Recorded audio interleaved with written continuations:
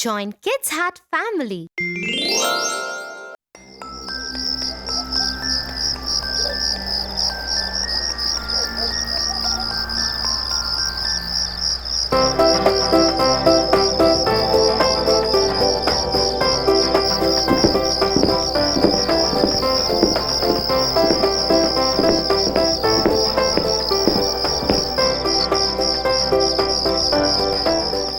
Will you help me to do my homework, Tia?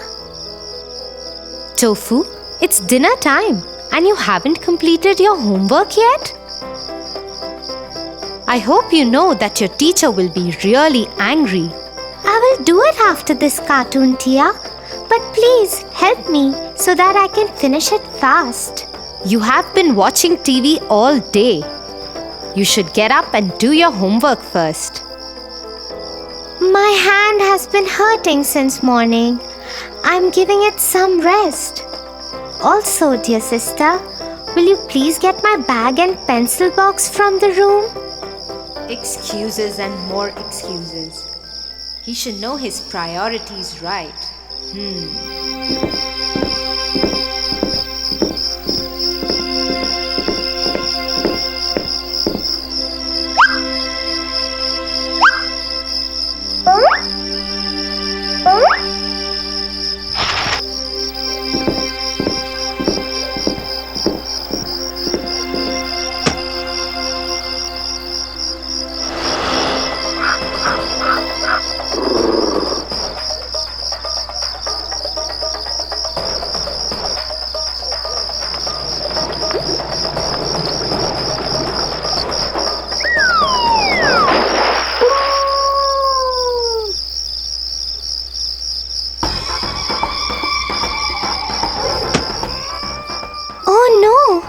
Where is my book?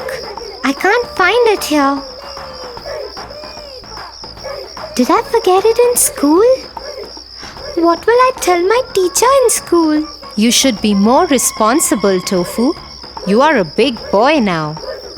Anyway, complete the rest of your homework at least now and be more careful next time onwards.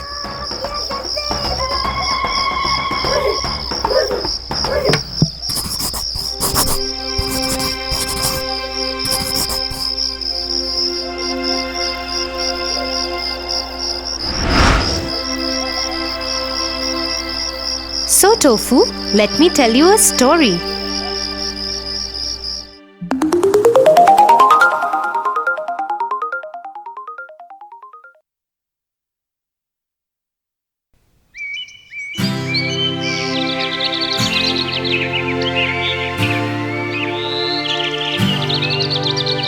In a land far away lived a hard-working and kind trader.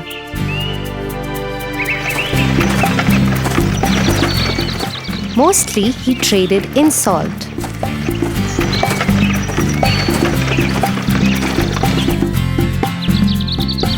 He also had a horse that was very lazy and always avoided work.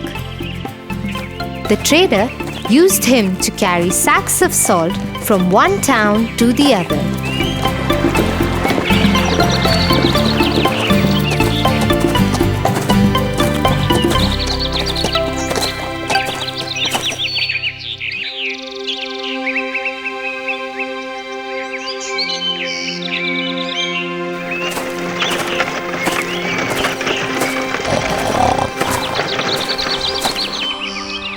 Here, let me load these sacks up and let's go to the town across the river to sell this salt. I am so tired today. Why do I have to work every day? I wish I could sleep throughout the day. But no, I have to carry these loads of salt and move.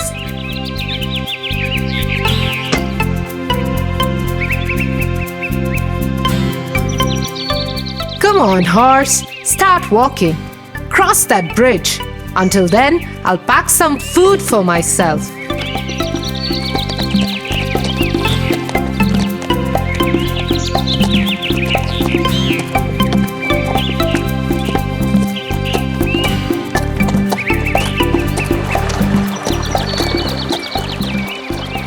The horse was crossing the river. Suddenly, he slipped and fell into the water.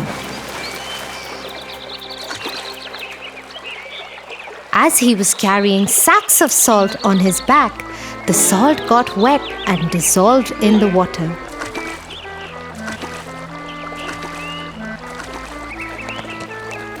So when the horse got up,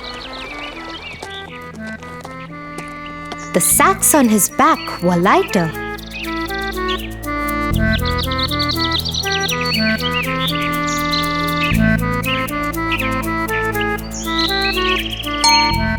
The horse thought to himself, "Wow, this seems to be a good idea. Every time I dip in the river, the salt would dissolve and my burden could be less. I must try doing this more often. I hope Master is not watching."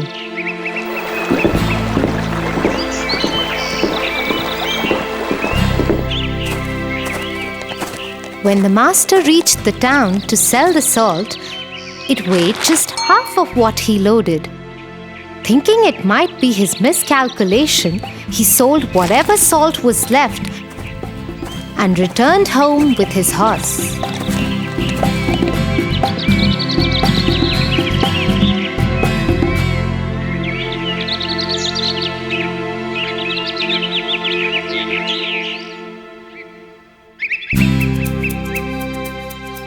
The next morning, he again loaded his horse with the sacks of salt and started to pack his food. The horse yet again started walking before him and made it to the bridge. I must try the dipping trick again before Master reaches here.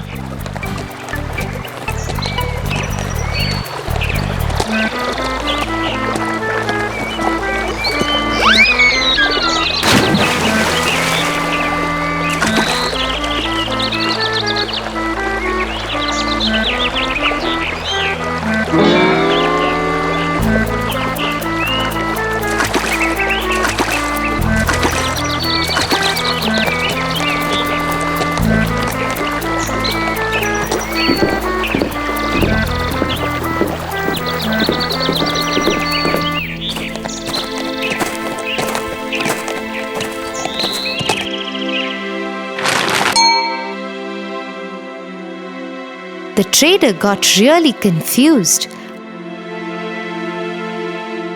as the sacks started weighing lesser every time.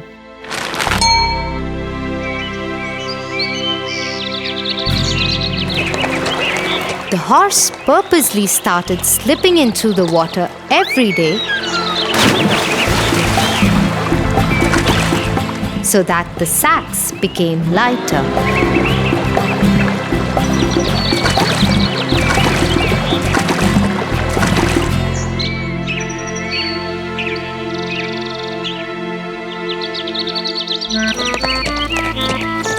One day, the trader followed the horse.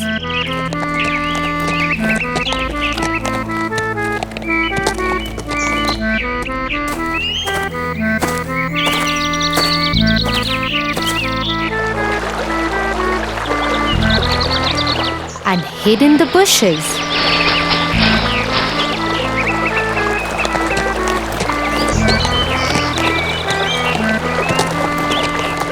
To his surprise, he noticed the horse's new trick.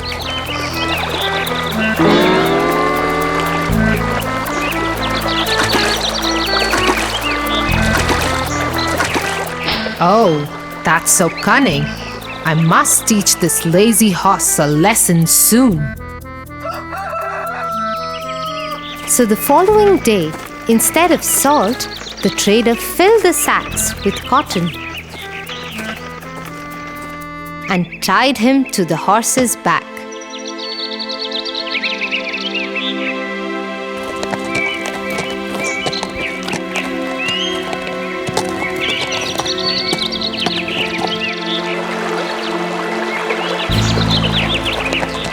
Out of his new habit, the horse purposely fell into the river.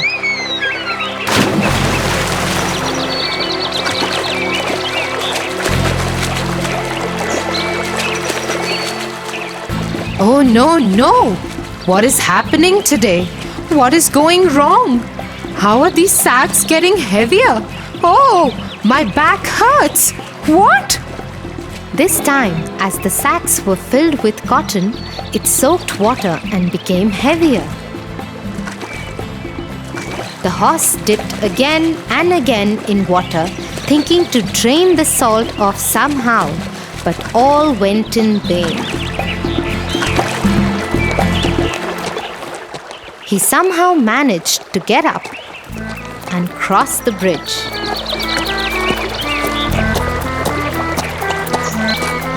He sat on the ground and panted as the sacks had gotten really, really heavy.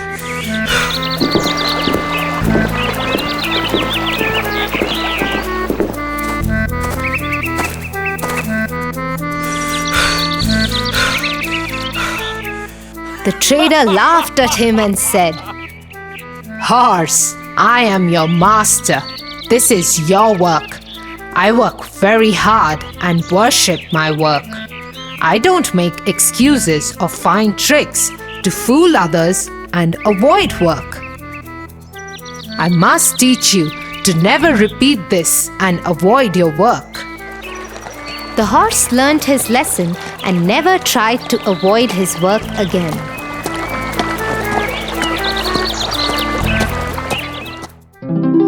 What a wise trader! Right, Tofu? He taught the lazy horse a good lesson. Come, let me give you the big, bitter medicine for your hand. But hey, I can see it's totally fine now. Maybe you have forgotten about the pain. Tia, I never had any pain. I just wanted to sit and watch cartoons. I was the lazy horse today. I am sorry, Tia. I'm really worried about my teacher scolding me tomorrow.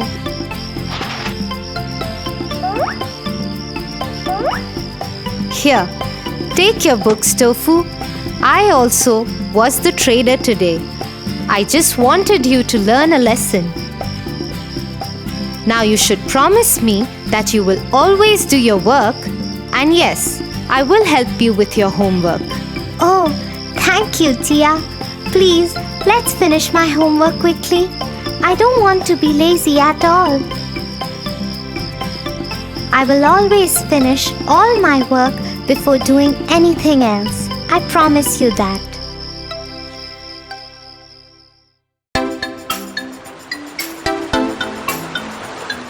Tia, how important is it to be clever? It is important to be clever, but one should use it only for good reason, not to hurt someone. Come, I'll tell you a story of a clever monkey and a crocodile who thought he was clever but was actually a big fool. The Clever Monkey. Once upon a time, on a riverside, lived a monkey on a tree. The place was a paradise for him because just hopping on a stone, he used to reach a small island in the middle of the river, which was adorned by choicest and juiciest of fruits. In the vicinity of the island, there lived a crocodile couple. And every day they used to drool at the monkey, hopping in and out of the island. But the monkey was so clever that the crocodile couple never managed to lay their hands on the monkey. One day, the female crocodile said, Dear husband, I have a plan to nab this monkey. Ah, none of our tricks have worked with this clever monkey. What brilliant idea do you have now? The female crocodile whispered in his ears and all he could do was laugh sheepishly. The next day, when the monkey was busy feasting on fruits on the island, the crocodile very silently went and sat on the stone.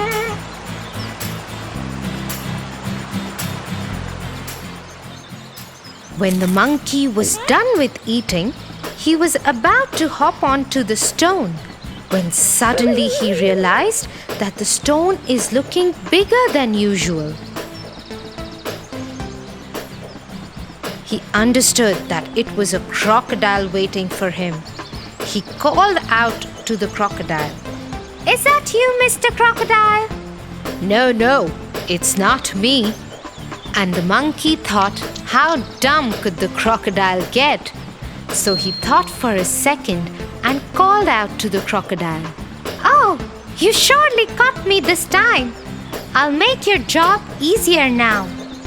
Just open your mouth and I'll jump into it on my own. The foolish crocodile opened his wide mouth with his eyes shut and waited for the monkey to jump.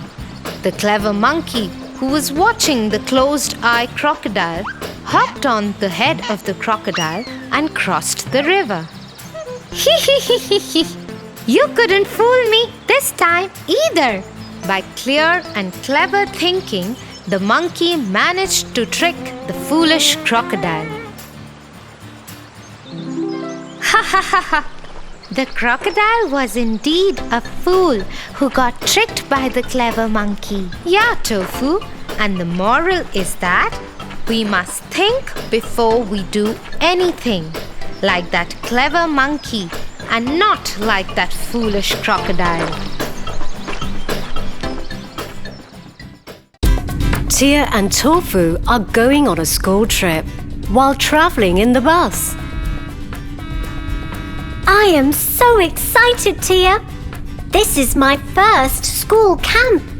It'll be so much fun. Tofu, I know you are excited, but you should remember what parents told us. We have to be safe and careful throughout. Tia, I am a big boy, and this is my first adventure. I'll be cautious throughout, I promise. I am so happy we are going together. La la la la la. It's a camp, Tofu, so I don't want you wandering around alone at all.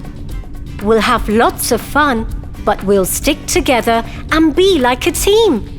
Like Batman and Robin, like Hansel and Gretel. Hansel and Gretel? I haven't seen that movie. It's not a movie, little one. It's a story of two siblings, just like us. I think this is the best time for me to tell you this story. So, sit tight.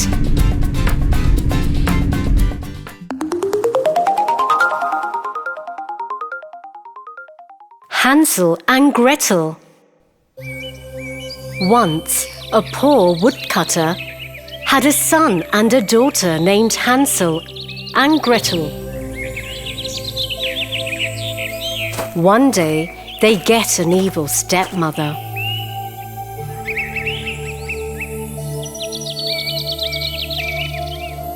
One night, the stepmother tells the woodcutter, The kids eat too much. We'll be starving soon.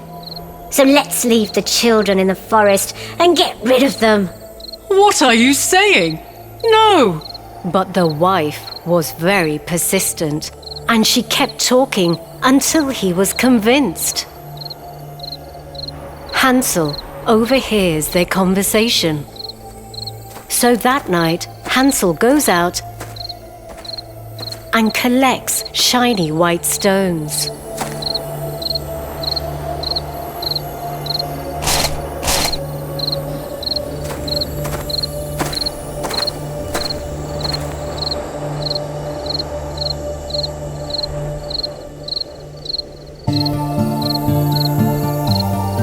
We'll find our way back home. Stop crying, Gretel. Hansel, Tomorrow we are going to die. What do we do? Don't worry, we will survive. Good night, Gretel. Hansel hides the stones and sleeps.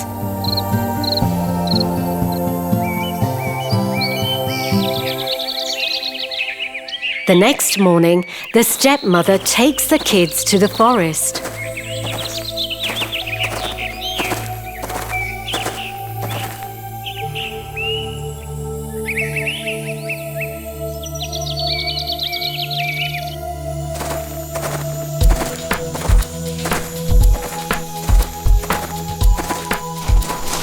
Hansel keeps dropping stones on the ground, thinking, we can follow these stones home.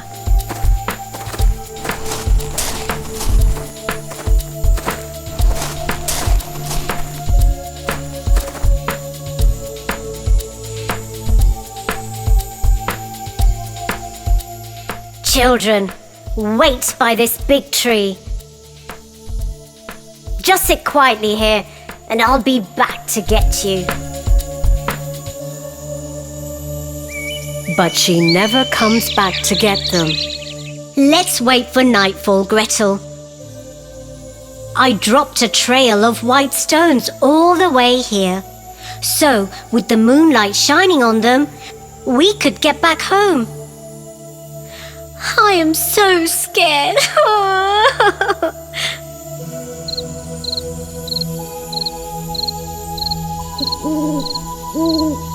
So at night, Hansel and Gretel follow the shiny stones out of the forest.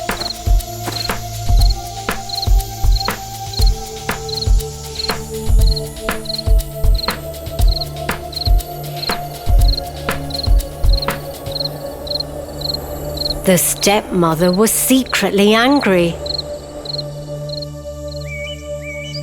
A few days later, the stepmother again tricks the children. Let's go have a picnic in the forest. Here, take this bread to eat later.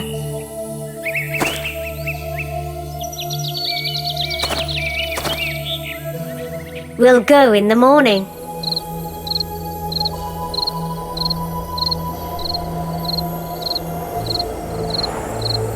This time, the stepmother locked their room at night, and so Hansel couldn't pick up any shiny stones.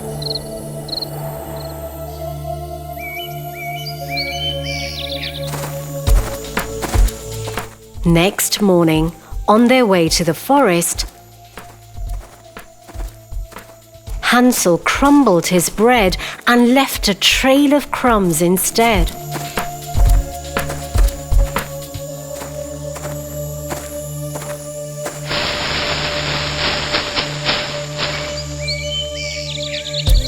Deep in the forest.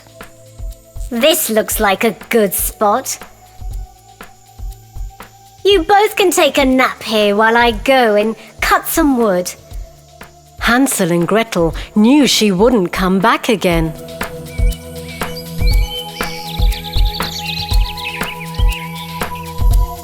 They slept.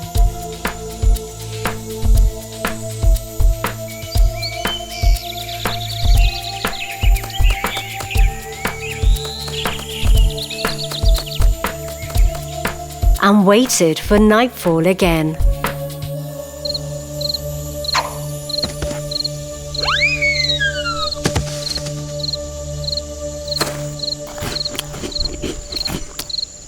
When they woke up, the birds and wild animals had eaten up all the crumbs. Now we will never find our way home. I am so upset for us, Gretel. Hansel, don't lose hope. Let's walk and maybe we find our home.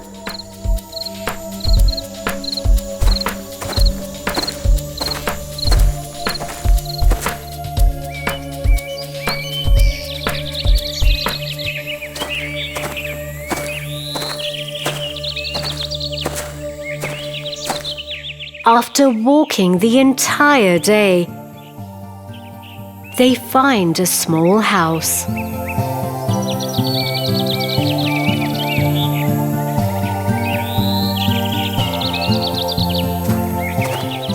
Look there! A cookie house! Wow!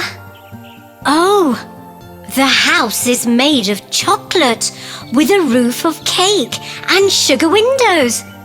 Come, come! The hungry children didn't even stop to think. I want a big piece of the cake roof. Yum! Suddenly, they hear a voice. Children, come inside. You seem hungry. I'll make you yummy food right now. The lady was an evil witch. The kids go in the house with her.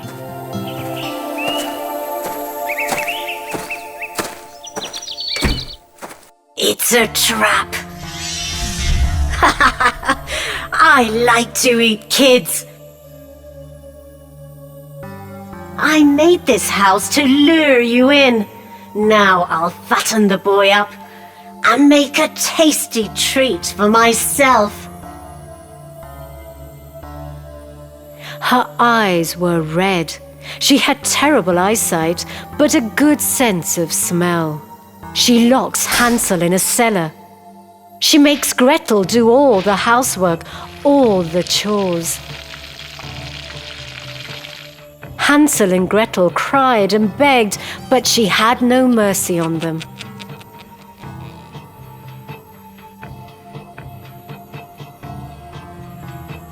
Come on, girl. Cook something delicious for your brother. He should be fat enough to be cooked by the end of this month.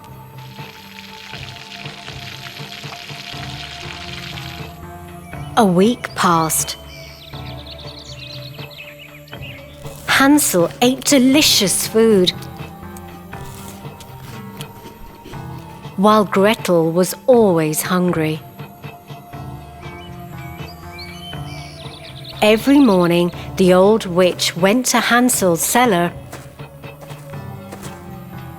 and shouted, Show me your fingers, boy. Let me check how much fatter you've gotten. but Hansel would always stick out a little bone for her to feel, because the witch couldn't see very well. She was furious that Hansel was staying so thin. One day, she lost her patience and shouted at Gretel, I don't care anymore. I'll cook thin Hansel today and eat him anyhow. And start the oven. Gretel had no choice, and she started doing what the evil witch told her.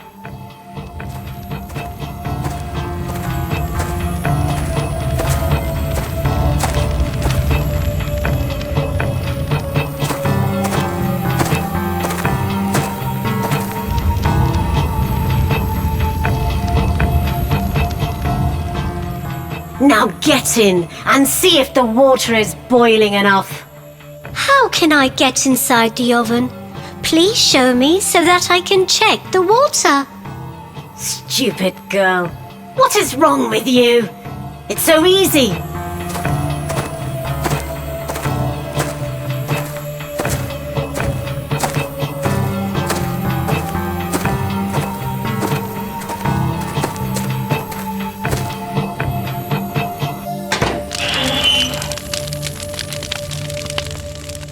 Look, you just need to step here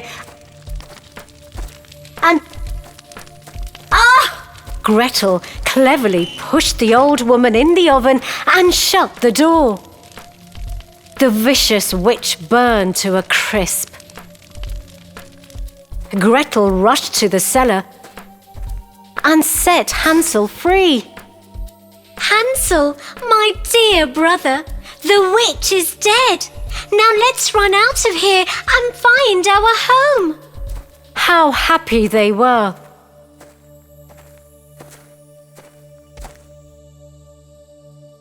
While running out of the house, they saw wooden chests all over in the witch's room. They were filled with gems and gold.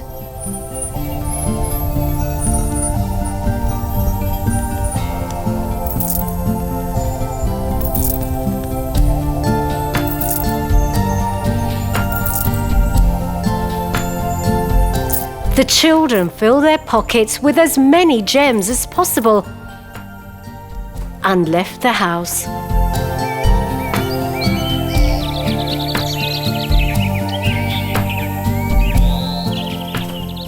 Hansel and Gretel walked for a few hours when they got to a bridge that they knew well and was close to their house. Look! Father! Father! Hansel and Gretel could finally see their father at the porch, looking miserable because his wife had died. My dearest children, I'm so happy you both are alive. I am sorry for letting you go. The three hugged, and precious gems started to fall out of Gretel's pockets. Both the children emptied their pockets in their father's lap. They told their father about the evil witch and how they got her treasure. Oh my God, I am happy my kids came back safe. I will never leave you alone now. Finally, they could have a carefree life and lived together, happily ever after. Ooh, witches are scary. We are about to reach the forest camp very soon. Don't leave my hand when we go hiking in the forest. I want us to be like Hansel and Gretel. I promise not to go anywhere alone.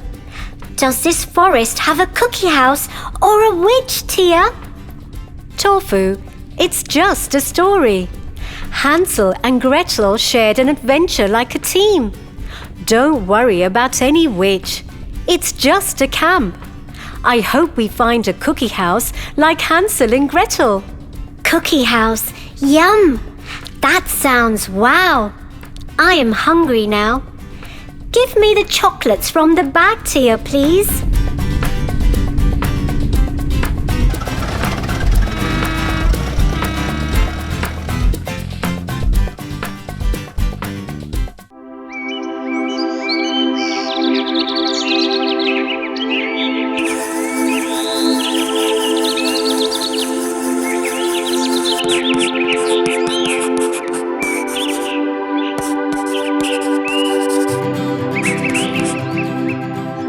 What is your project about, Tofu? We have to raise money for the class show. We have to make and sell something. So, what have you decided to make? That's where the trouble is. I can't think of anything. I wish I had some magic and I could just get as much money as I wanted. In fact, I would use the magic to become the richest person on earth and sit back and relax the whole day. I would do nothing else. Well, Tofu, you do know that there is more in life than only being rich. People like you more when you are honest, hardworking, and humble. That's how Aladdin found his princess and lived a happy life. Aladdin? Who is that? I'll tell you.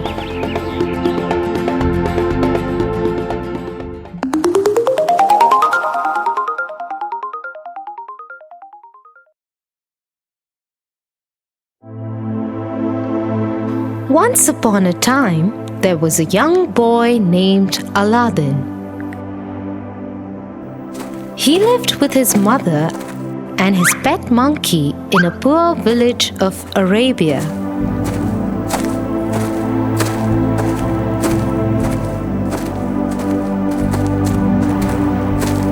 The only relative Aladdin and his mother had was a distant uncle who hardly kept in touch with them.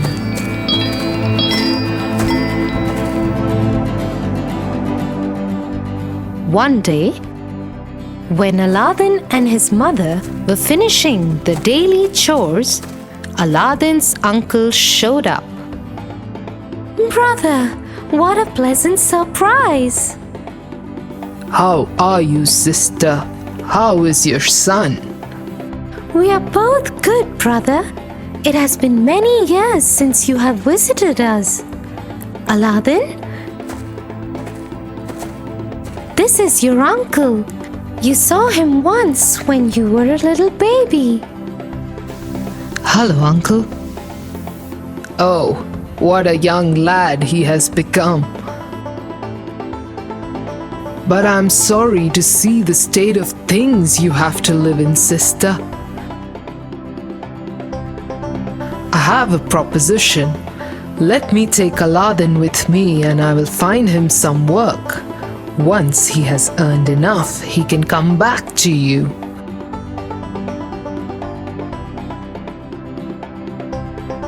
Till then, keep this piece of gold to make your living.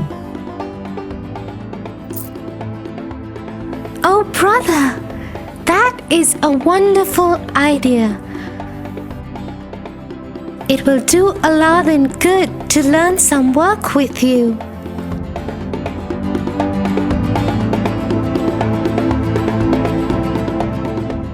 The next morning, Aladdin and his uncle left.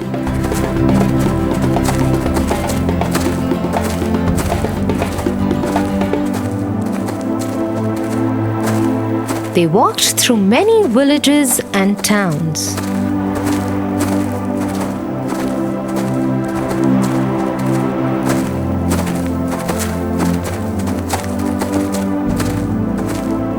Till one day, they came to a quiet place outside one of the villages. There were many caves and tunnels there. What are we doing here, uncle? I have a job for you here. Here, uncle? But there is nothing here except these rocks and caves. Look there, under the tree. There is a large stone with a ring on it.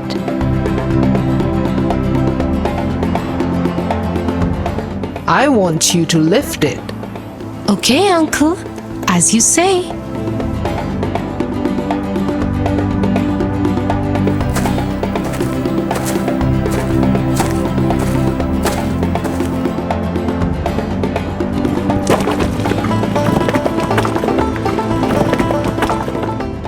Please help me, uncle. This rock is very heavy. No, I can't help you. It is your job. You have to do it.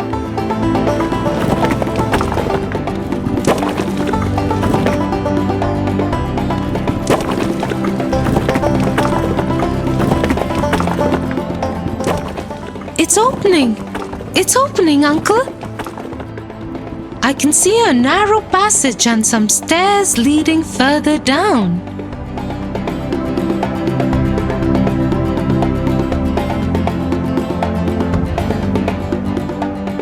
Very good job, my boy. Now I want you to go in there. But before you go, here, wear my ring. This is a magical ring. It will keep you safe. Yes, uncle. Aladdin follows his uncle's directions and goes down the stairs.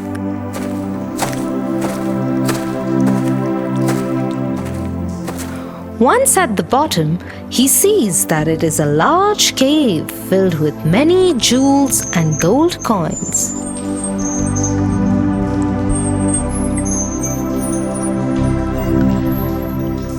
Pick up the large gold plates and urns. Fill them up with gold and jewels. Pick up anything else that you think may be worth something.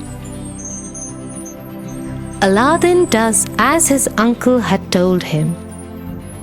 He stuffed the large urns with many precious items and made his way back towards the staircase. On his way out, he saw a small dusty lamp. Although it didn't look precious, he decided to take it too and tucked it into his shirt.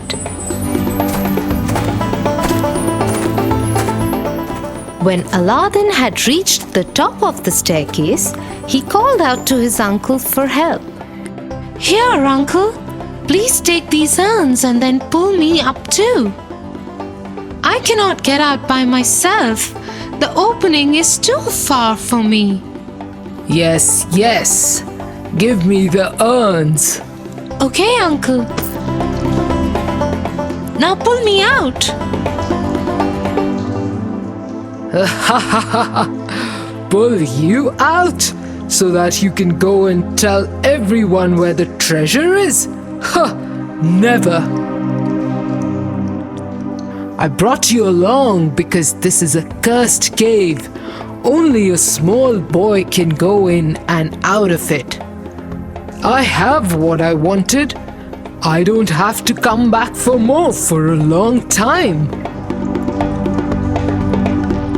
Saying so, Aladdin's uncle shut the cave's opening with a large stone that had a ring on it.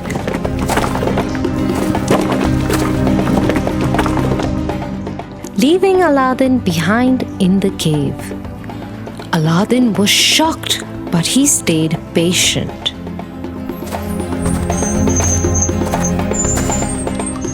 Uncle has betrayed us, but I must find a way out and get back to my house.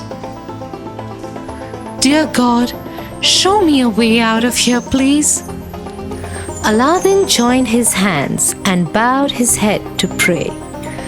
As he put his hands together, his fingers rubbed over his uncle's magical ring, and a creature came out of it.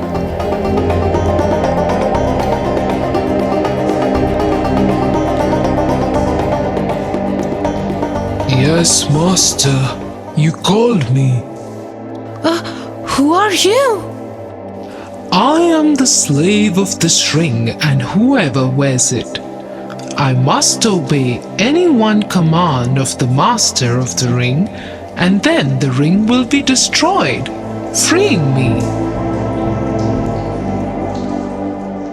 How may I serve you, my master? Can you please get me out of here and back home to my mother? Yes, master, right away. The next moment, Aladdin was home with his mother. His mother was surprised to see him back home so soon and in such an abrupt manner.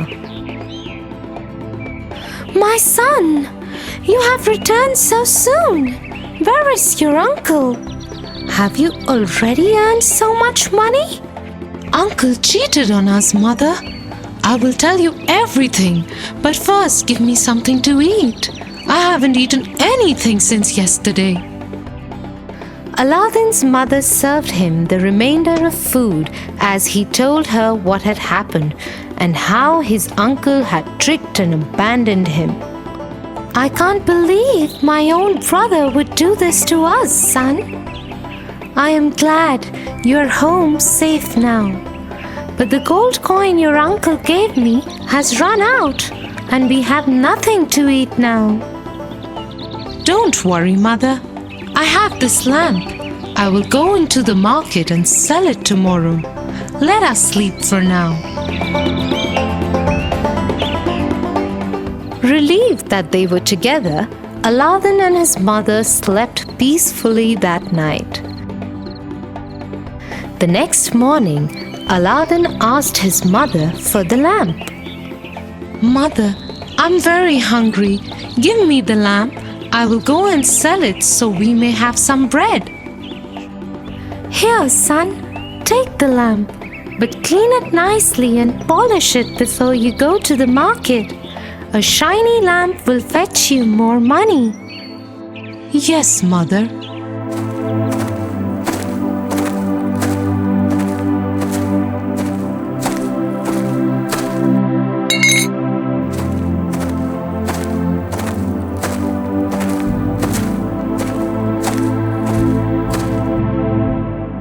As Aladdin started rubbing the lamp clean with his shirt,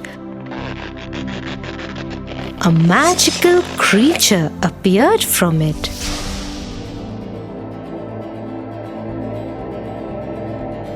Yes, master. What is your command for me? Master? Are you like the creature of the ring? Yes, master. He is my brother, and I know that he freed you from the caves. What is going on, Aladdin? Who is this?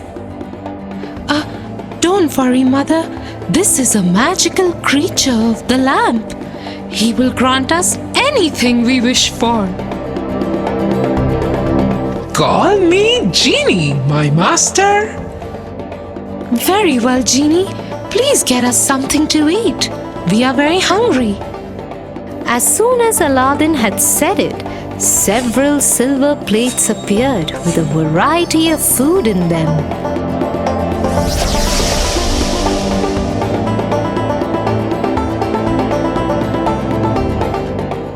The genie went back into the lamp, while Aladdin and his mother had a hearty meal.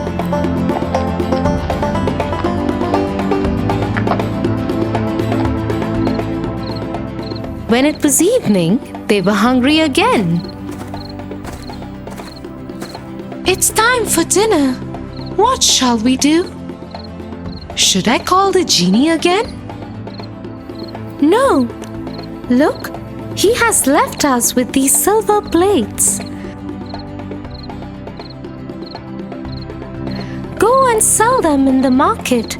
We will buy bread after that. Aladdin agreed with his mother and took one of the silver plates to the market.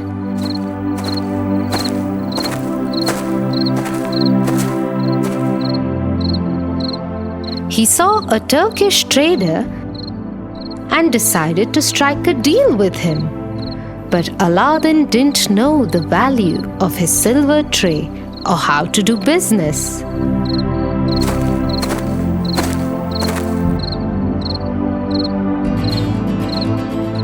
How much you want for this tray?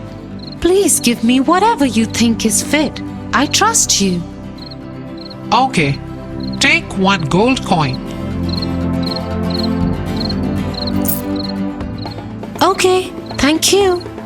The trader was surprised by Aladdin's innocence and was tempted to tell him that he had made a mistake and that the tray was of even lower value than he had quoted.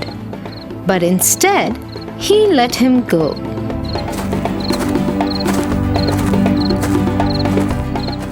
Such an innocent boy.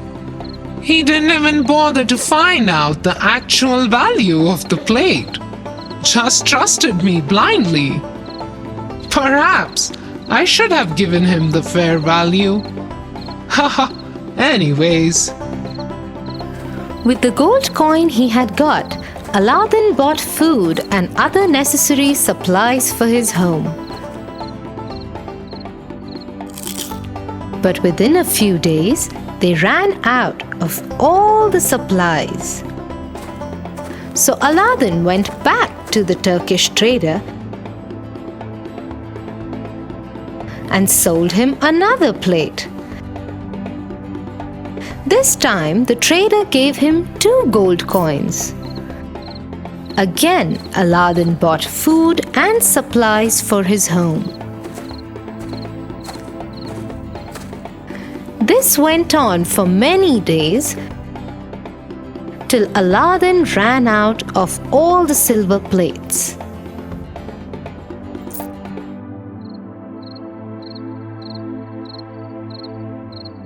Son, there is no food in the house and no plates to sell as well. What shall we do now? I will rub the lamp and call the genie again.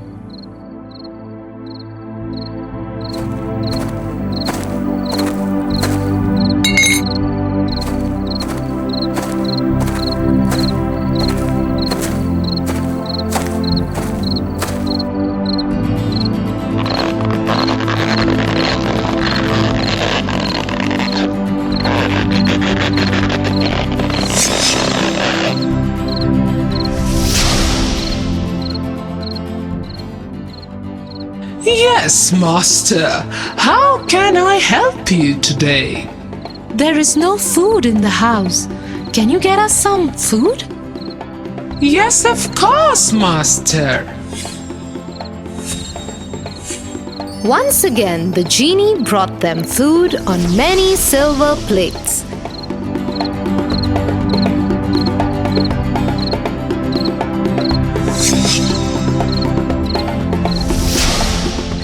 Although Aladdin had the magic lamp, they never used it to satisfy any greed. They continued to live frugally, except now his mother started saving a little money from the sale of every silver plate.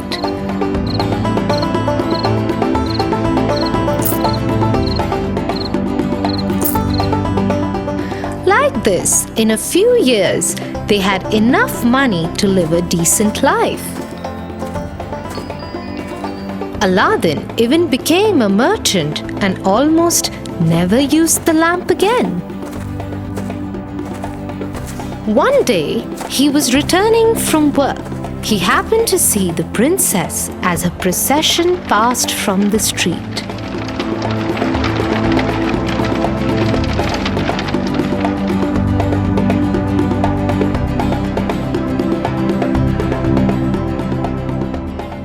Mother, I am in love with the princess and I have decided to marry her. I will present her with many jewels and precious things that we have collected over the years.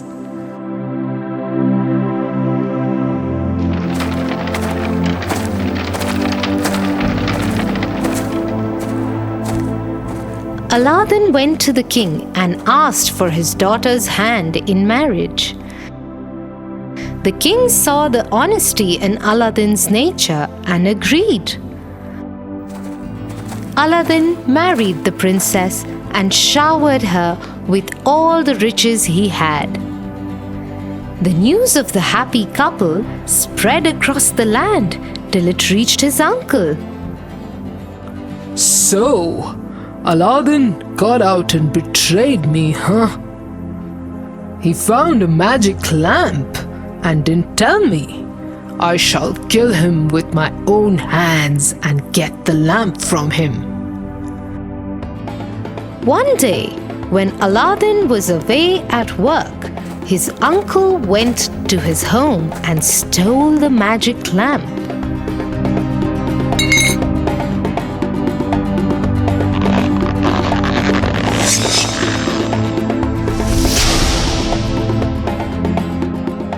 He then ordered the genie to transport the whole house into the middle of the desert where no one could find it.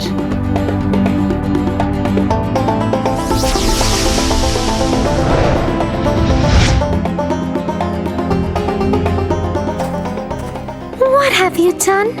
Where is Aladdin? You will never see him again. Now you are liable to me. You will do as I tell you. Now go and get me some wine and dinner. The princess did as she was told, but as she did so, she planned her escape too. She mixed some sleeping powder in his wine and gave it to him. As soon as he drank it, he fell into a deep sleep. The princess quickly reached for the lamp and rubbed it. The genie appeared.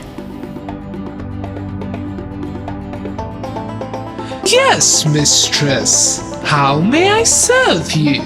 Save me, Genie. Please find Aladdin and get him here. Yes, mistress. The next moment, Aladdin was there.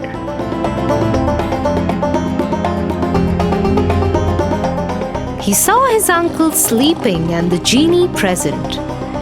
He understood what had happened immediately. He waited till his uncle got up. And then he killed him.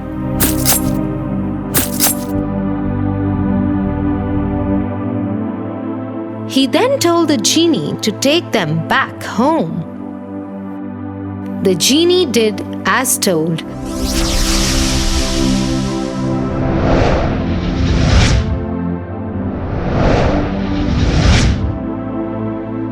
And they continued to live their happy life. So he took the hard way. What a good man Aladdin was.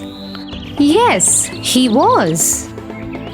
Well, I think I do want to be honest and sincere like him.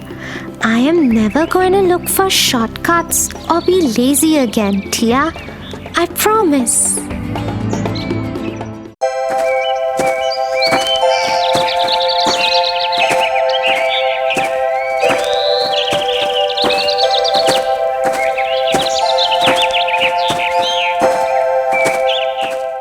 You know, my friend John stays with his cousins.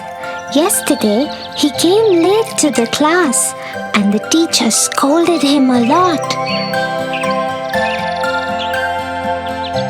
John said his cousin brothers made him finish their course before they let him leave for school.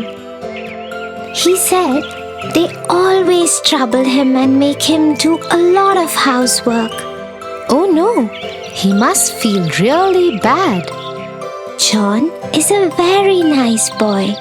He doesn't disobey anyone. He's very nice to his cousin brothers despite the way they treat him. That is very nice of him.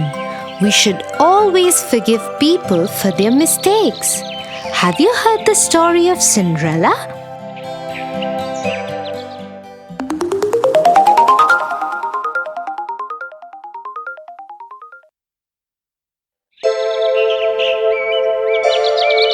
Once upon a time, there lived a young girl called Cinderella. Cinderella's mother had died, and so her father had married another woman who had 2 daughters.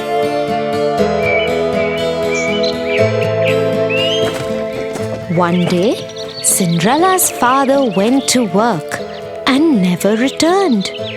Cinderella was left at the mercy of her stepmother and 2 stepsisters who made her do all the work of the house.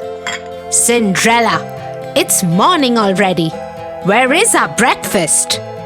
Just a moment, stepmother. I am just bringing it out. As soon as Cinderella had laid the breakfast, the stepmother and stepsister started eating it. Cinderella served her own plate too and was about to eat when her stepsister pushed her own plate away. Yuck! I hate it! Yes, now that you mention it, it really is horrible. Mother, do something! Cinderella, are you trying to kill us? What kind of food is this? But stepmother, I have made it the way I always make it. How dare you argue with me? Go and make new breakfast for us. Don't you dare do anything else till we have had our breakfast. And this is what went on in their house every day.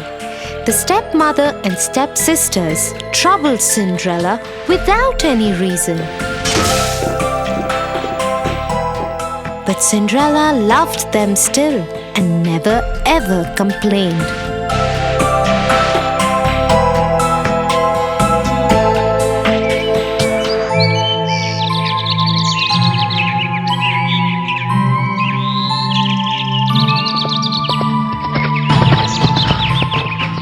One day, an announcement was made in the village. Let everybody know.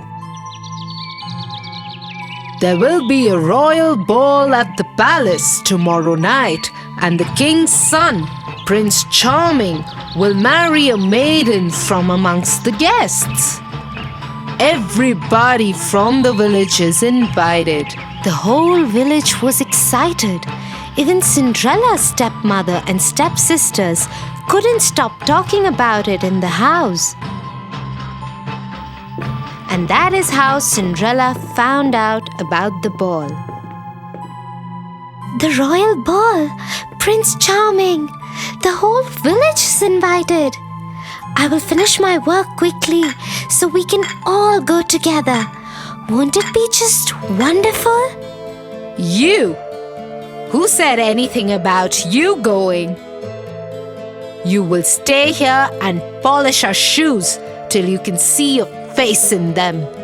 And so, with a heavy heart, Cinderella saw her stepmother and stepsisters dress up and leave for the royal ball the next day. Once they had left, she cried bitterly. Suddenly, her room lit up, and Cinderella saw the most beautiful fairy she could imagine. She held in her hand a delicate wand. Who are you? Get up, child. I am your fairy godmother. I am here to get you to the royal ball. Really? I never knew I had a fairy godmother. But how will I get to the ball? I don't have anything to wear. You don't worry about that, my child.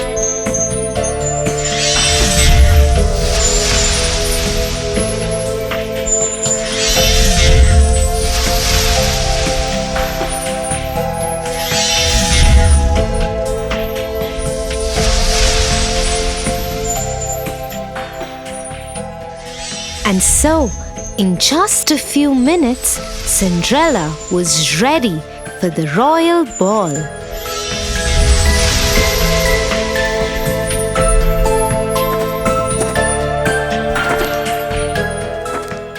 As she thanked her fairy godmother and got aboard the chariot, she received a word of caution from the fairy godmother. Remember to be back home at 12, otherwise the spell will wear off.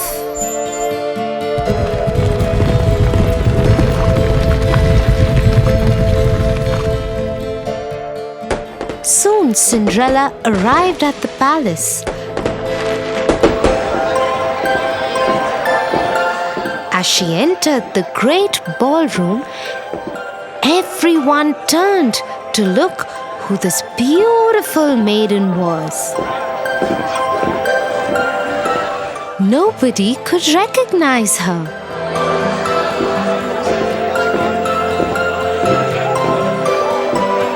Not even her own stepmother and stepsisters. Prince Charming walked to her. May I have this dance with you? Yes, Your Highness. And so Cinderella and Prince Charming danced together throughout the evening.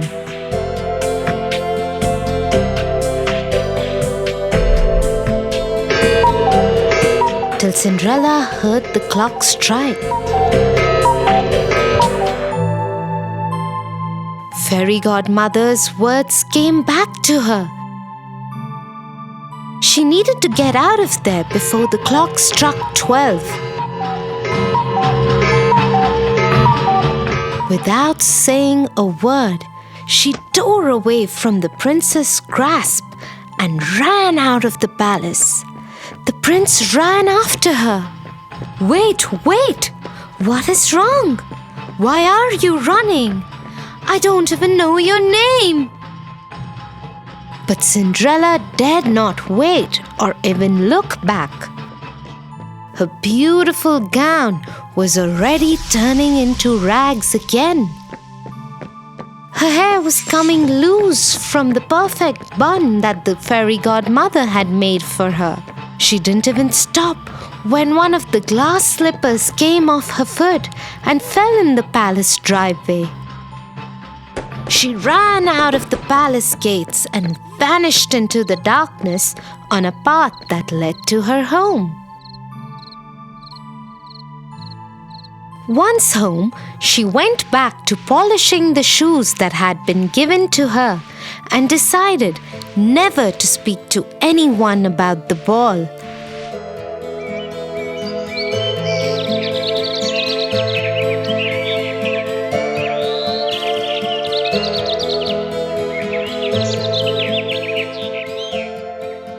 A few days later, 2 men from the palace showed up at their door.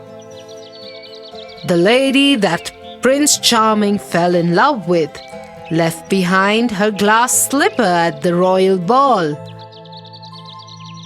The prince believes that such a beautiful slipper could fit only his beloved. And so we're asking all the girls in the village to try the slipper. The one whom it fits would be the one the prince will marry. If you have any girls in the house, please ask them to try the slipper. Oh, yes, yes. I am sure it was one of my daughters. The slipper would fit one of them. And so both the stepsisters tried to fit their foot into the slipper one by one. They pushed and pushed, but couldn't get their foot in. Looks like it wasn't your daughter's after all. Is there any other young lady in the house? No, there isn't. You can leave. As the king's men made ready to leave, suddenly the door of the house was thrown open. And Prince Charming himself stood there. Who is this beautiful girl in the upstairs window? Madam, you have lied to us. I demand that the girl be called forth and try the slipper.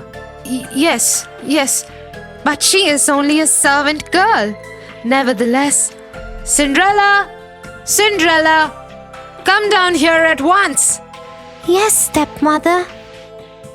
The moment Prince Charming saw Cinderella, he knew he had found his beloved.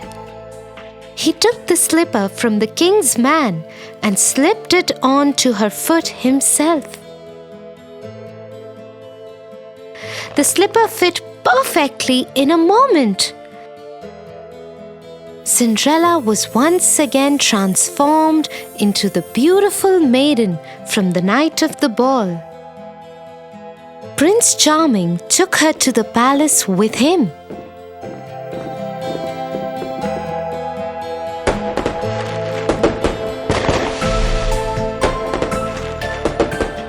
He ordered that the stepmother and stepsisters be punished for lying to the king's men and treating Cinderella so badly and rudely. But being the kind-hearted person that she was, Cinderella asked for them to be forgiven. The prince fell in love with her even more for her generosity, and they lived happily ever after.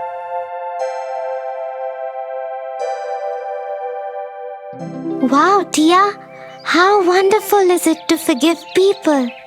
Thank you for telling me this story. I will tell it to John too. I'm sure he will like it. Okay. Shall we go home now? I think it's getting late. Tia and Tofu are going on a school trip while traveling in the bus. I am so excited, Tia. This is my first school camp. It'll be so much fun. Tofu, I know you are excited, but you should remember what parents told us. We have to be safe and careful throughout. Tia, I am a big boy, and this is my first adventure. I'll be cautious throughout, I promise. I am so happy we are going together. La la la la la. It's a camp, Tofu, so I don't want you wandering around alone at all. We'll have lots of fun, but we'll stick together and be like a team. Like Batman and Robin, like Hansel and Gretel. Hansel and Gretel? I haven't seen that movie. It's not a movie, little one. It's a story of two siblings, just like us. I think this is the best time for me to tell you this story. So, sit tight.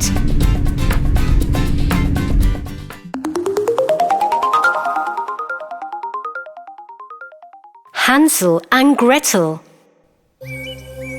Once, a poor woodcutter had a son and a daughter named Hansel and Gretel. One day, they get an evil stepmother.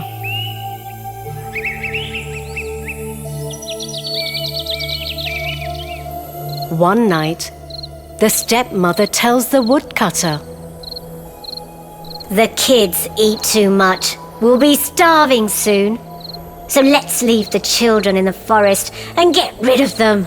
What are you saying? No! But the wife was very persistent, and she kept talking until he was convinced. Hansel overhears their conversation. So that night, Hansel goes out and collects shiny white stones.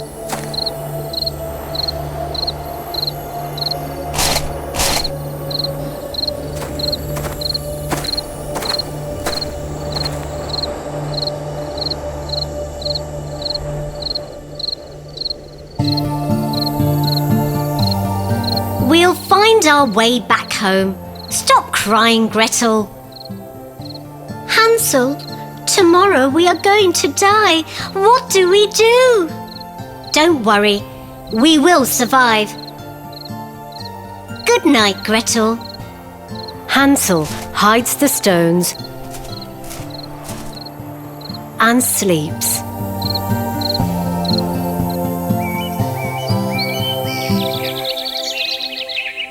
The next morning, the stepmother takes the kids to the forest.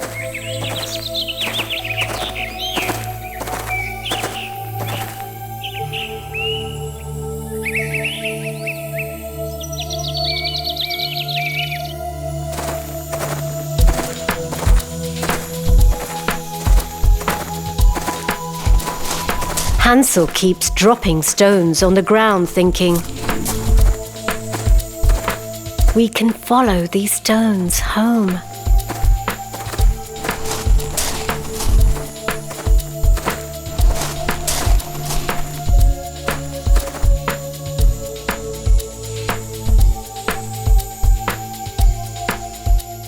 Children, wait by this big tree. Just sit quietly here, and I'll be back to get you. But she never comes back to get them. Let's wait for nightfall, Gretel. I dropped a trail of white stones all the way here. So, with the moonlight shining on them, we could get back home. I am so scared.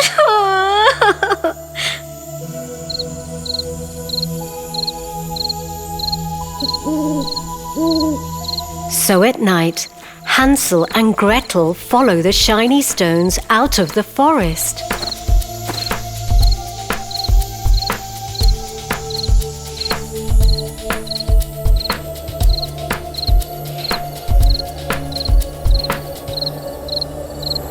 The stepmother was secretly angry.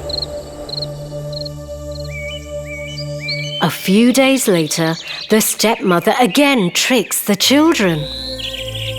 Let's go have a picnic in the forest. Here, take this bread to eat later.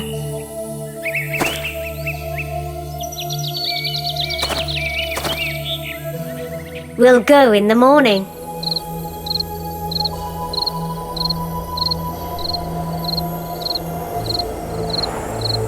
This time, the stepmother locked their room at night, and so Hansel couldn't pick up any shiny stones.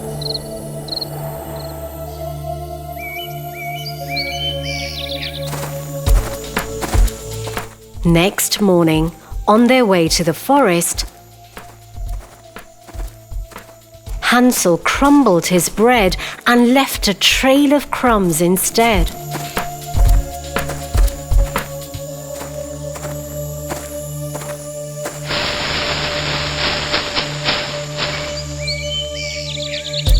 Deep in the forest. This looks like a good spot. You both can take a nap here while I go and cut some wood. Hansel and Gretel knew she wouldn't come back again.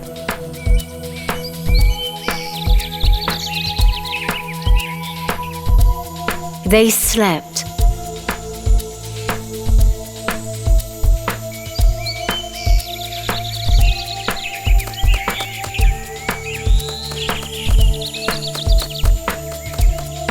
And waited for nightfall again.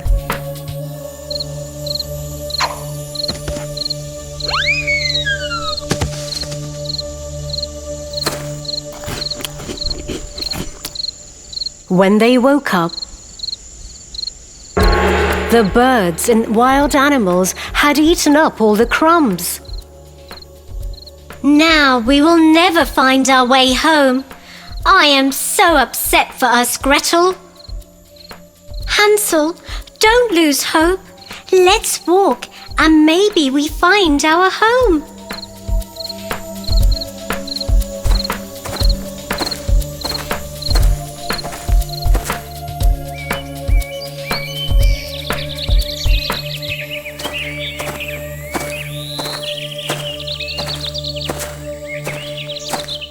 After walking the entire day, they find a small house.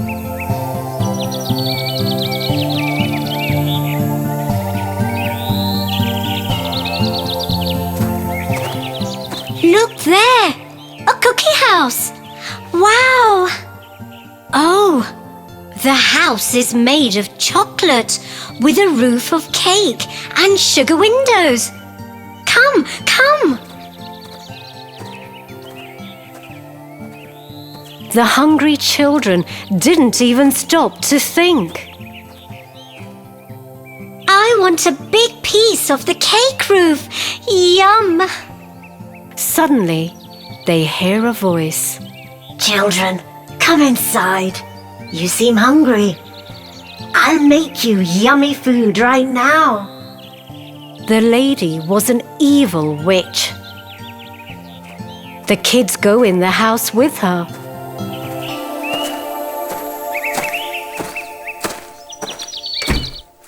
It's a trap. I like to eat kids. I made this house to lure you in. Now I'll fatten the boy up and make a tasty treat for myself. Her eyes were red. She had terrible eyesight, but a good sense of smell. She locks Hansel in a cellar. She makes Gretel do all the housework, all the chores. Hansel and Gretel cried and begged, but she had no mercy on them.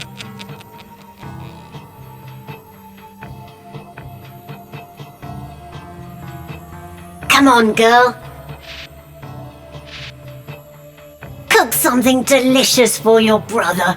He should be fat enough to be cooked by the end of this month.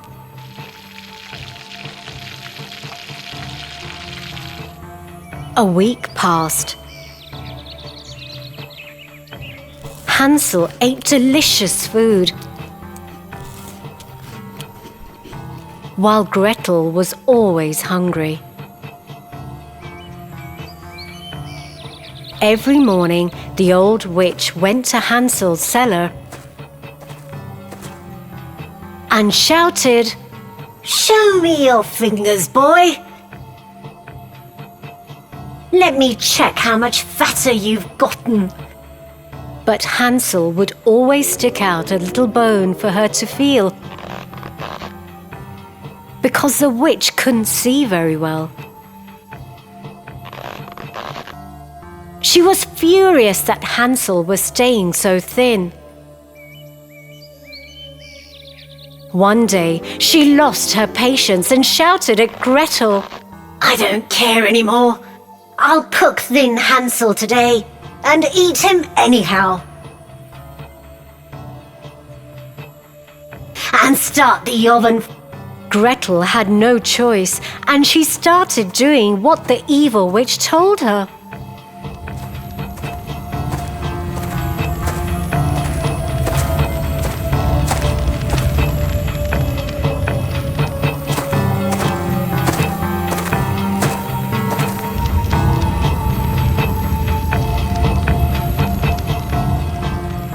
Now get in and see if the water is boiling enough. How can I get inside the oven? Please show me so that I can check the water. Stupid girl. What is wrong with you? It's so easy.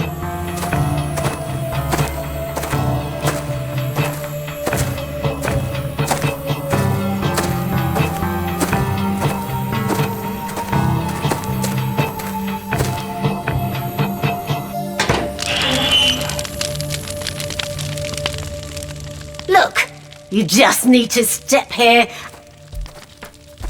and... Gretel cleverly pushed the old woman in the oven and shut the door.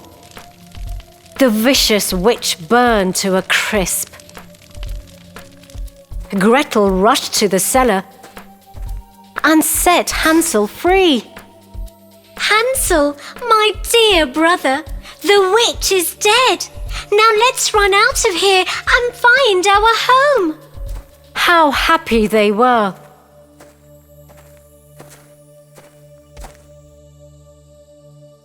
While running out of the house, they saw wooden chests all over in the witch's room. They were filled with gems and gold.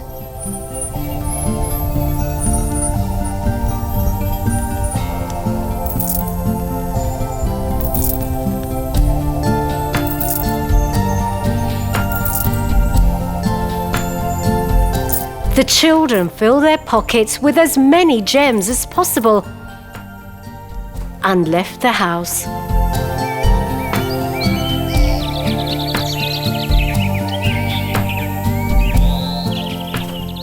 Hansel and Gretel walked for a few hours when they got to a bridge that they knew well and was close to their house. Look! Father! Father!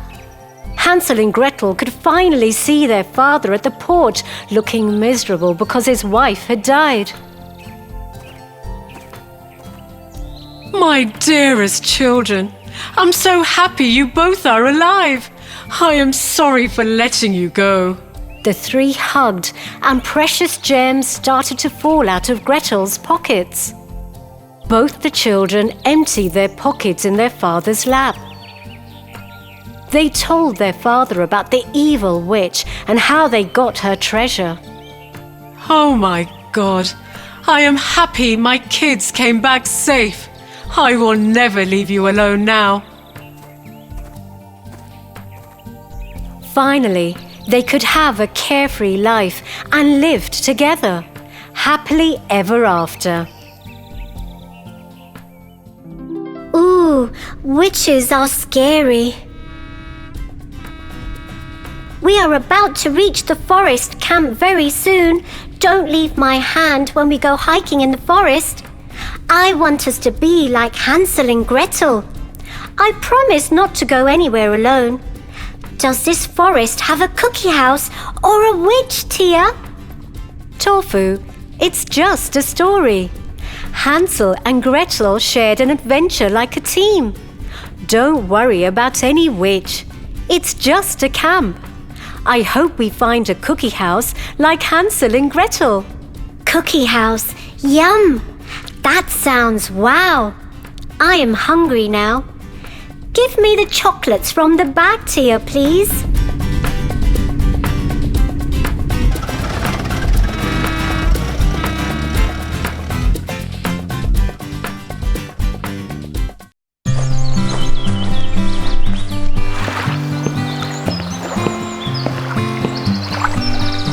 Tia, you recite so many stories to me that are full of morals, but you have never recited your favorite story to me. Which one is it?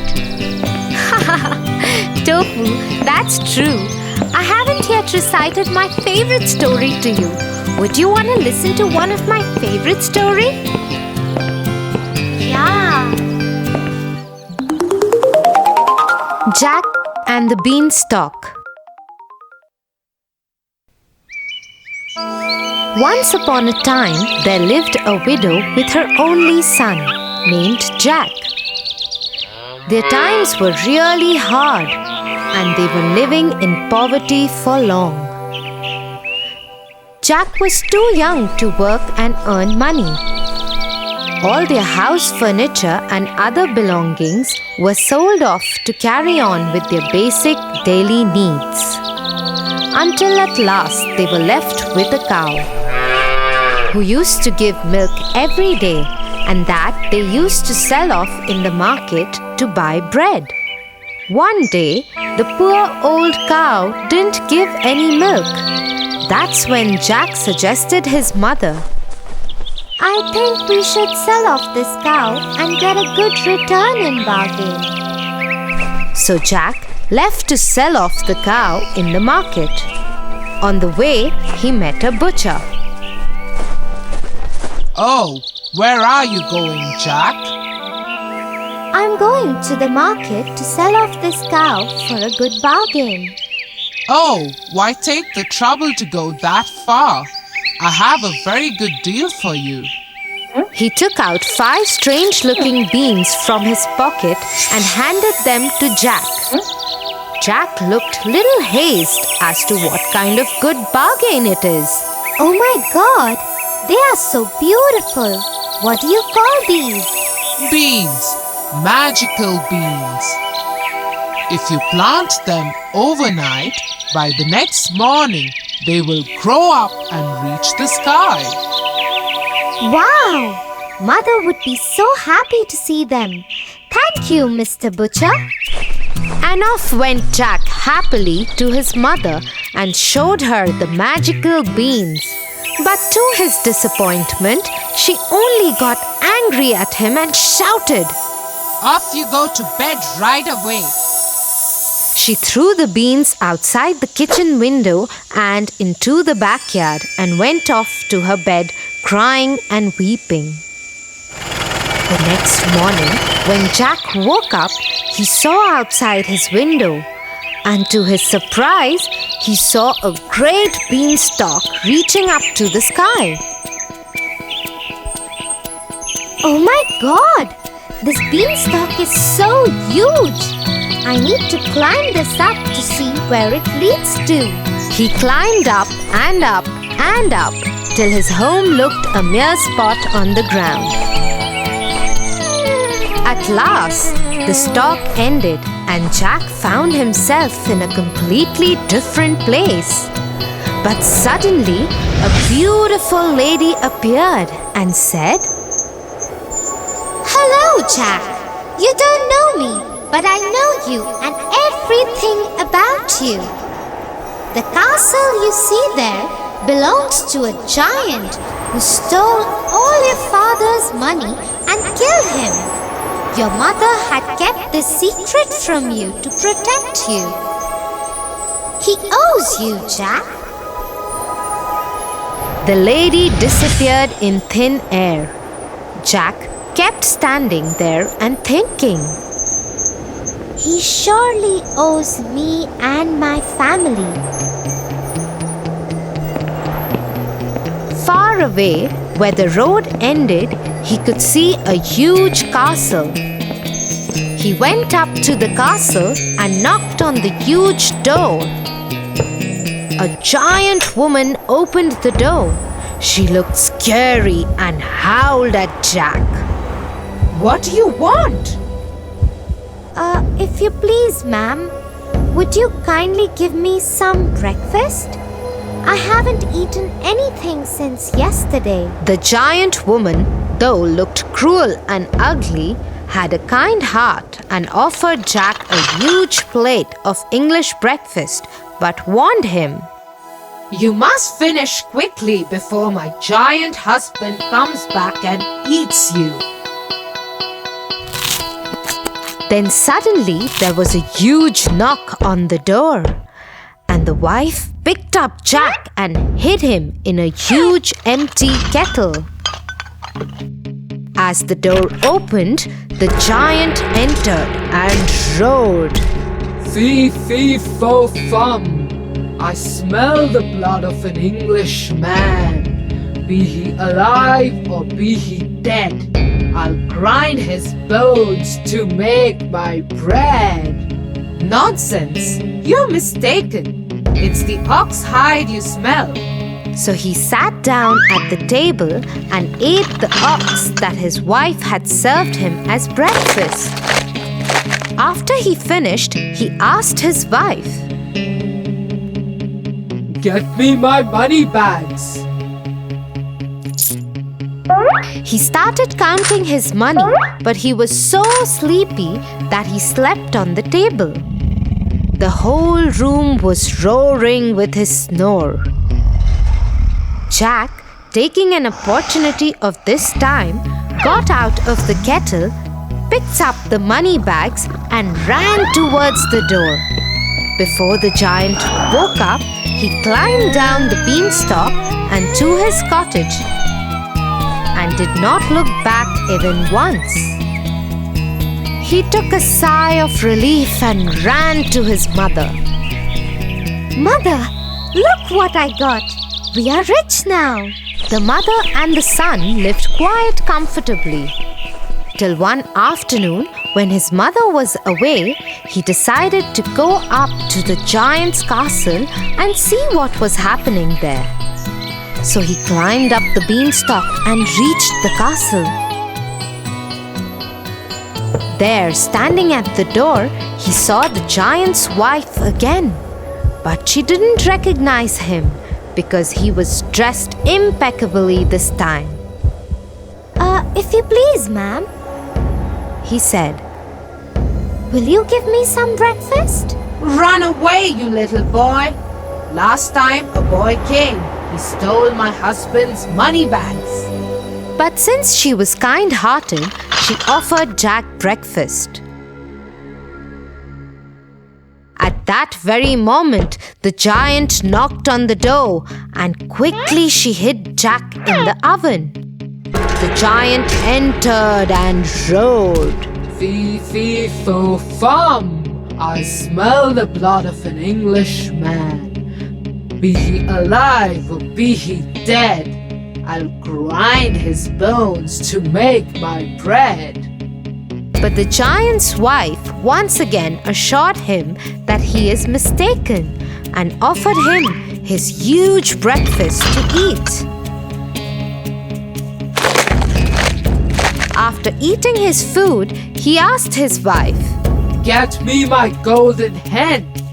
The wife got the hen and the giant roared in his voice. Lay!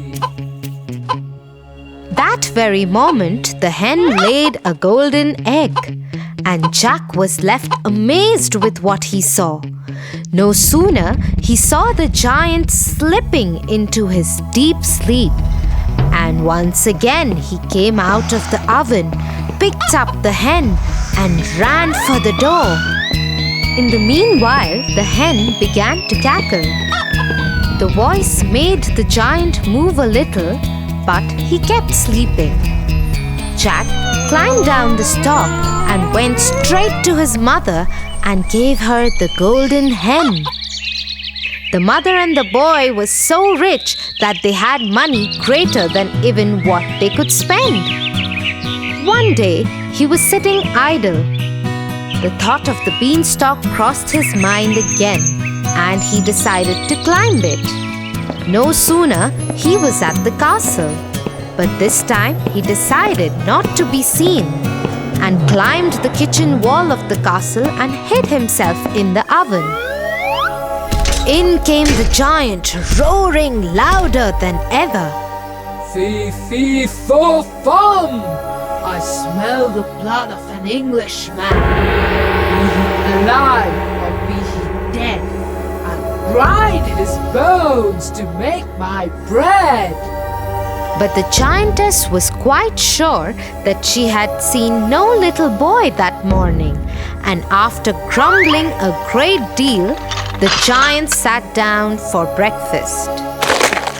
As soon as he got over with his breakfast, he called out to his wife, Bring me my harp! Sing! ordered the giant.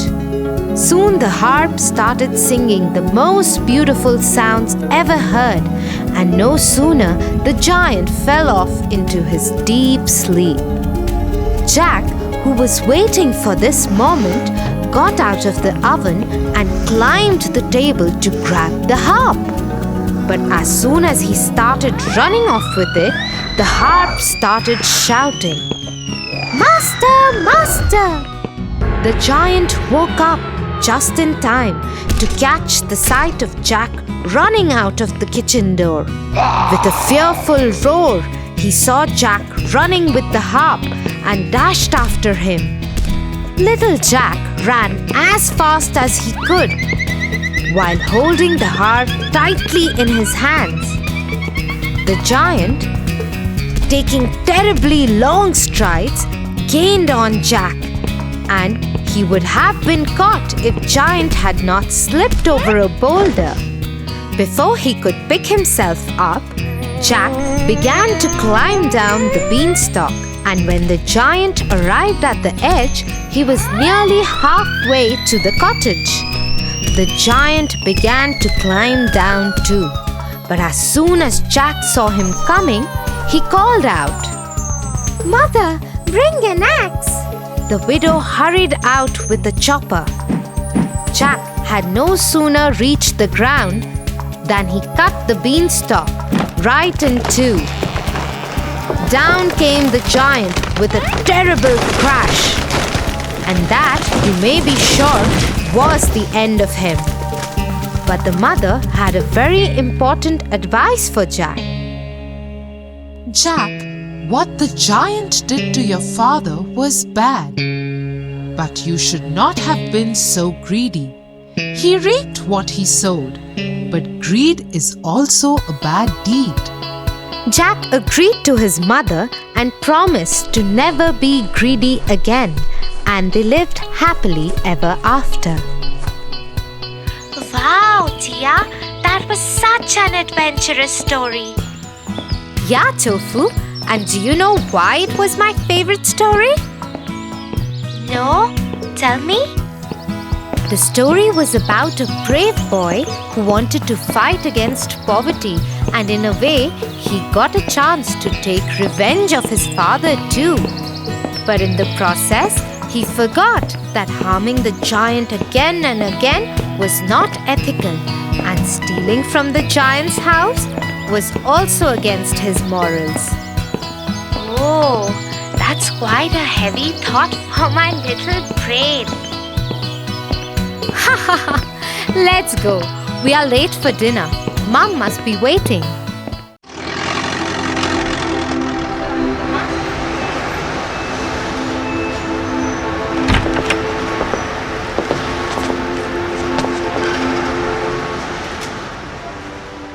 Look at that man, Tia. He looks so scary.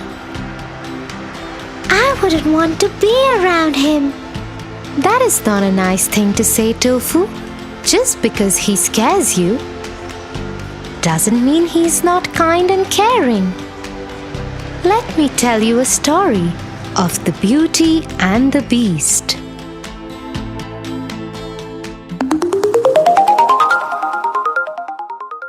The Beauty and the Beast.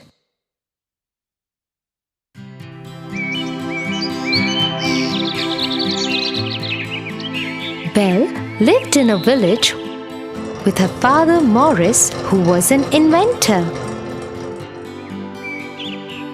One morning, as she was returning from the market, a hunter named Gaston stopped her. Gaston was an arrogant young man. Everybody in the village knew he always got what he wanted.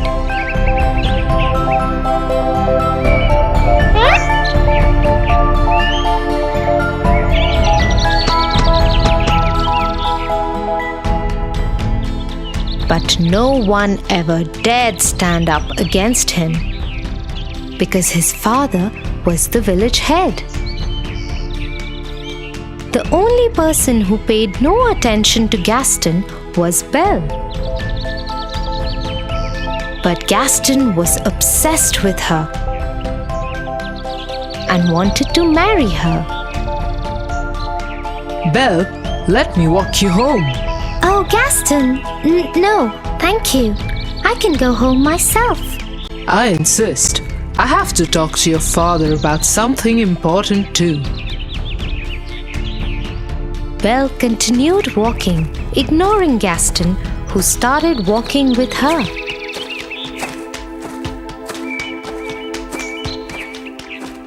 Once home, Belle quickly went inside.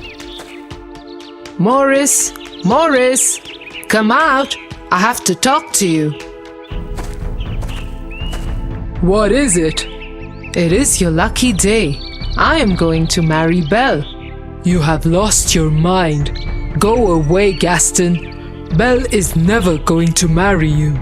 Just then, there was a loud explosion in Morris's lab, and he took off towards it. Belle also ran towards her father's lab. Seeing that there was no one he could push around, Gaston left.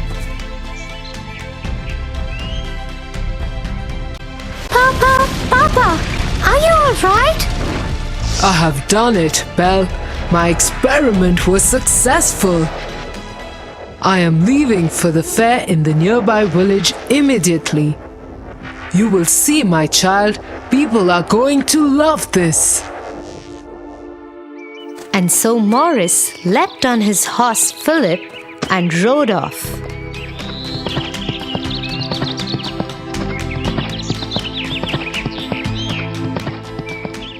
But as he was crossing the forest, he got lost.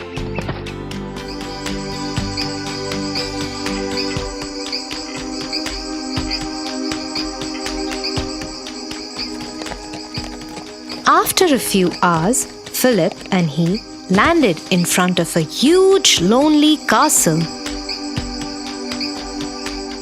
There was no one in sight, so Morris tied Philip to a pole at the entrance and went inside the castle. It was pitch dark inside. A few candles were lit in the corners. Hello? Is anyone here? I am lost. Can you help me? A large shadow came across the wall. As it came into light, Morris saw that it was not a man, but a huge, angry beast with an ugly scar across his face.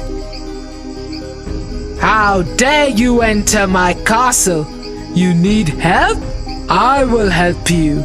I'm sorry. I will leave immediately. And Morris started running back the way he had come. But the beast got him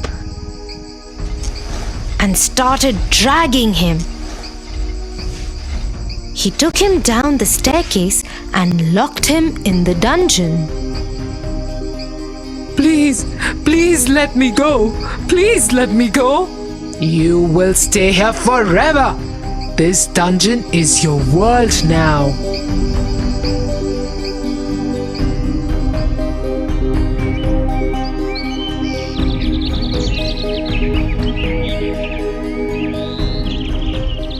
A whole day had passed and Morris hadn't returned. Belle got worried and decided to go to the nearby village to look for her father.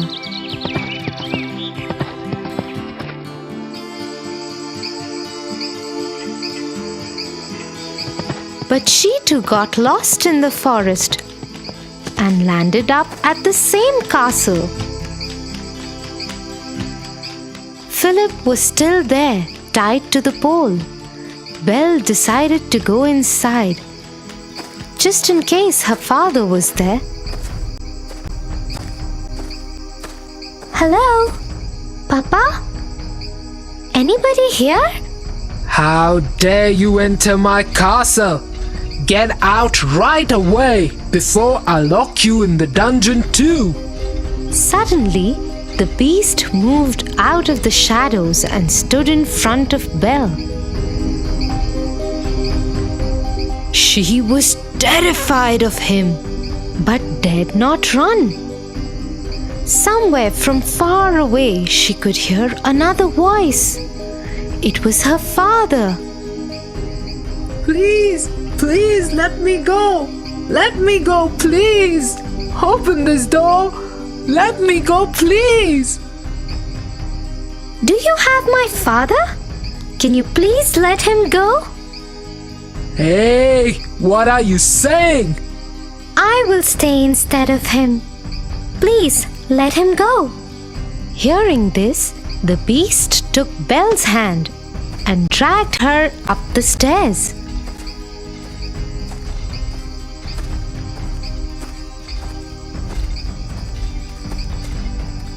He led her into a huge room. So be it. Your father is free, and you shall be my prisoner forever. And so it was. No matter how much Morris protested, the beast threw Morris out of the castle and into the forest with Philip.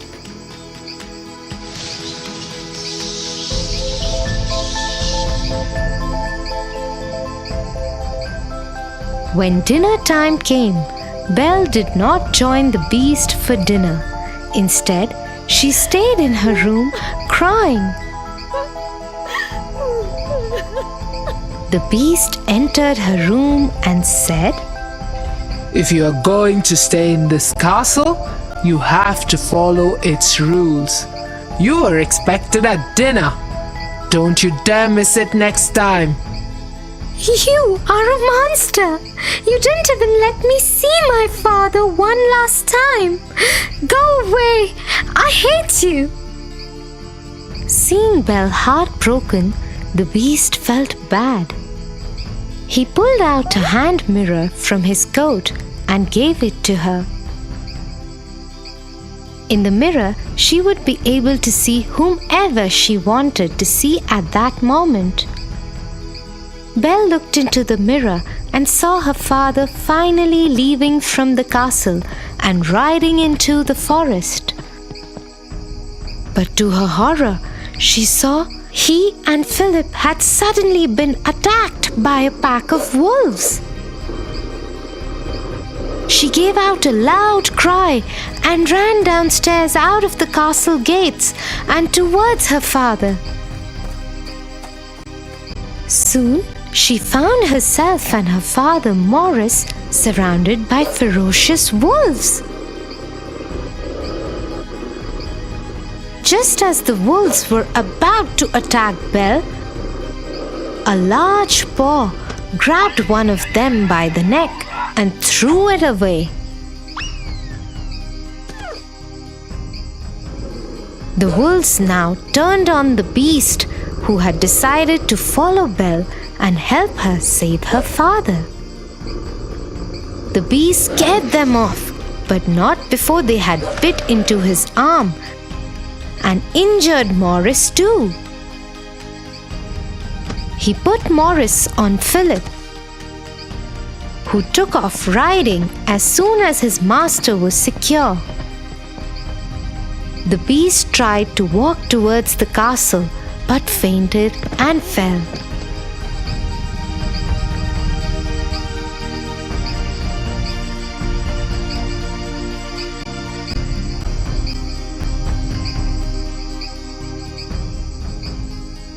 He woke up 2 days later to find Belle sitting by his bedside in his room.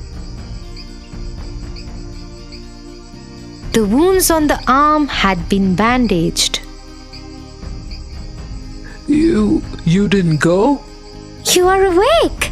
I hope you're feeling better. Thank you for saving our lives. Over the next few days, Belle nursed the beast back to health.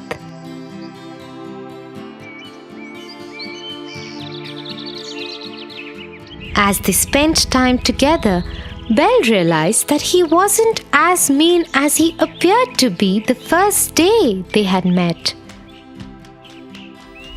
In turn, the beast learned to change his ways and became gentler and kinder.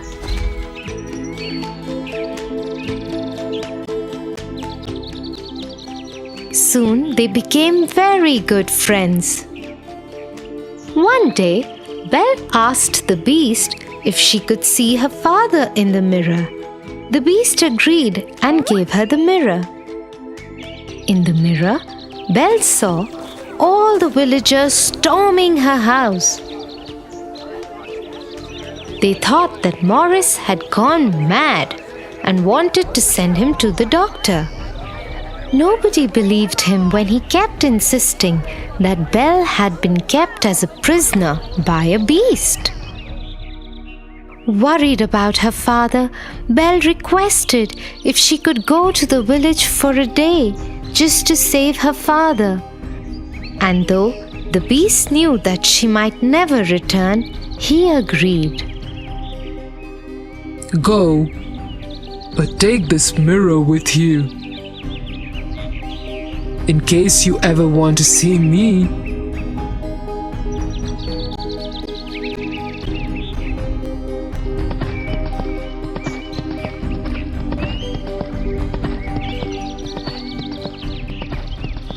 Once Belle reached her house, she stood between her father and the villagers and tried to explain the truth. But the angry mob, led by Gaston, who wanted revenge from Morris and Belle for turning his wedding proposal down, wouldn't listen. Gaston grabbed Belle's hand and tried to get her out of the way. As she struggled to free herself, the beast's mirror fell out of her pocket. In it was the beast, looking right at them all. Goodness! She's shown the beast the way to the village. We must go and kill him before he comes here. The angry mob started marching towards the castle with fire torches and swords. They left behind Morris and Belle locked up in their house. Soon they stormed the castle gates. Gaston went upstairs and challenged the beast to a fight. But the beast had had a change of heart. He did not wish to fight, so he came out of the balcony unarmed and tried to talk to the villagers.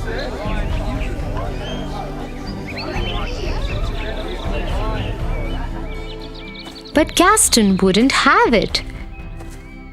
He wanted to kill the beast, and so he attacked him. His sword pierced through the beast's stomach.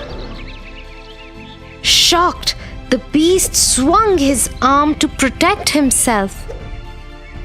Scared, Gaston stepped backwards and fell off the balcony and died.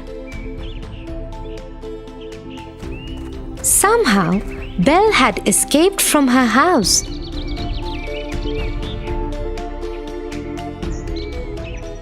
And reached the balcony just as the beast fell on the floor. I love you, Belle. I love you too. Please don't go. Suddenly, the castle lit up with thousands of candles as Belle still lay crying by the beast. He turned into a handsome young prince. Belle, it's me. You freed me from the witch's spell. To break the spell, I had to love and win the love of another. You loved me even though I was a beast. You saved me, Belle. You saved me. It really is you? As they hugged each other, they saw the rest of the castle and the forest bloom with beautiful trees and flowers. So you see, Tofu, you should never judge people by the way they look. I'm sorry, Tia. I will always remember this now.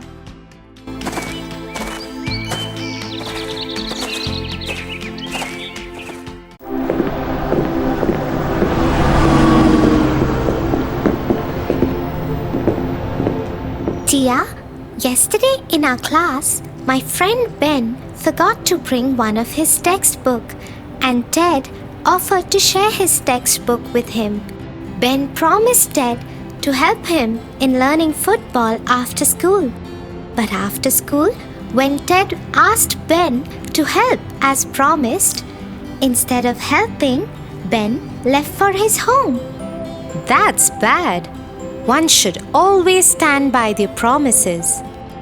But Tia, today again Ben forgot his textbook, and when he asked Ted to help, Ted refused. Tofu, we should be sensitive towards every human being. You know, we should always help people around. Come, I'll tell you a story.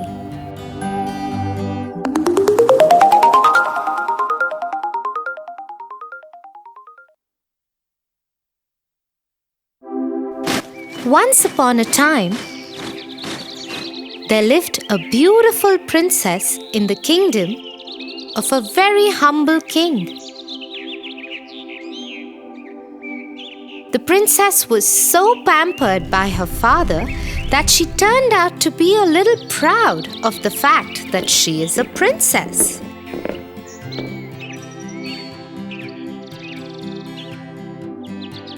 Many a times the king asked her to be more humble towards the people around her, because that's the way a princess should be. I know, my little princess, that you are my pampered child, but you should be little more empathetic towards other people. Everybody is same. It's just that some are fortunate, some are not. But the princess just ignored what her father had to say and went out to play with the golden ball that her father had gifted her on her birthday. She loved the ball, but no sooner had she started playing that her ball bounced and went into a pond. Oh God, my favorite golden ball! I would give anything to get back my favorite ball. Anything! Hearing the princess cry out loudly, a frog leaped up and sat on a lotus leaf and said, Princess, I just saw what happened. I will get the golden ball back for you. But you have to promise me something. How in the world did the slimy frog talk? The princess only wanted her ball back, so she hurriedly said yes. What is it that you want in return? I want you to take me back to your palace and pamper me. I would eat with you, play with you, and sleep in bed with you. The princess was horrified at the very idea and had no intention of doing any such thing. She agreed to the condition as she thought the frog would not be able to reach the palace on his own, and she had no intention of taking him along with her. She told him to hurry and get the ball back and waited with bated breath for her golden ball. The frog jumped into the pond and in no time at all came back with the golden ball. She took the ball from him and ran back to her palace as fast as she could. Princess, come back! You promised to take me with you. You can't break your promise. But the princess ignored to his calling and ran as fast as she could. She was relieved when she reached her room and soon forgot all about the frog.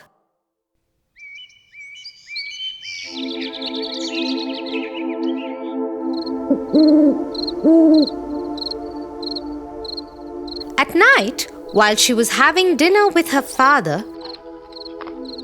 there was a loud knock on the door. Open the door, oh princess. It's me, the frog from the pond. You promised to keep me with you. Being a true princess, you should keep up to your promise now. Who is that? And what does he want? The princess, being a little scared of her father, told him about the afternoon incidents.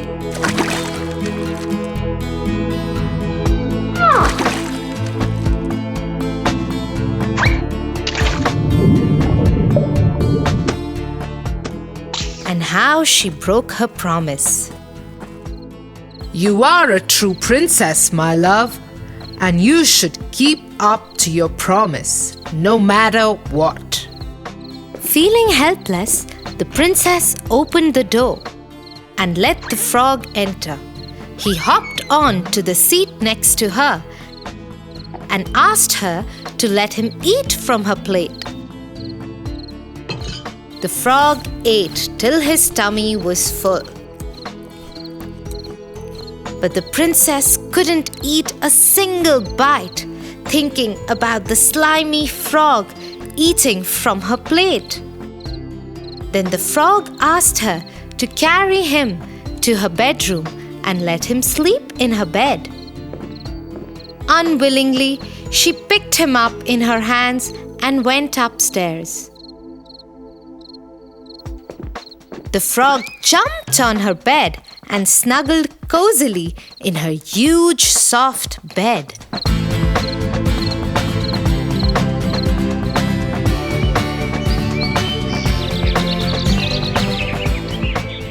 The next morning, the princess got up to find the frog missing from her bed.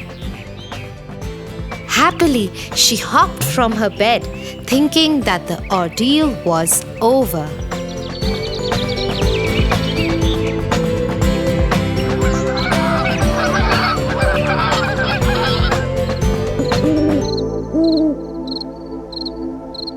But as the night fell, the knock again happened.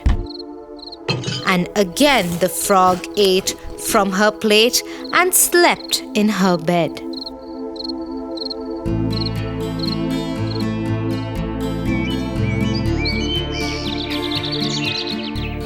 Feeling sad about sharing her food and bed, she went to her father and asked him if she could stop now. The king again told her that a promise was a promise and cannot be broken.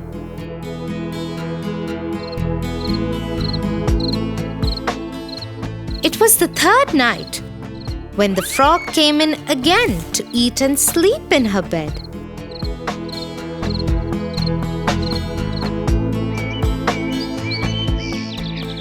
But the next morning, the princess was astonished to see that the frog was not in her bed. And a handsome young prince was standing next to her bed. What? Who are you? Where is the slimy frog? Dear princess, it's me, the frog. A witch cast a spell on me that could be broken only if a princess would let me eat in her plate and sleep in her bed for 3 nights. You broke that spell by keeping your promise, and here I am, standing in front of you. I am the prince from the neighboring country. Would you like to be my wife? Not able to resist the handsome prince, she said yes, but had something more to say. Oh, prince, I would love to be your wife. But how would you forgive me for being so rude to you? She was guilty like hell, but the prince was a humble man. He said, Oh, my dear princess, I can understand your reasons and I am ready to forgive you. But you have to promise me that in future you won't judge anybody by the way one looks or the job one does. Everyone is equal, and that's how they should be treated, equally. Saying this, the prince took her in his arms and decided to take her to his kingdom, where they lived happily ever after. Oh, Tia, you are right. We should always keep our promises and help people in need. Thanks for the lovely moral story. Come, Tofu, let's go and play some games now.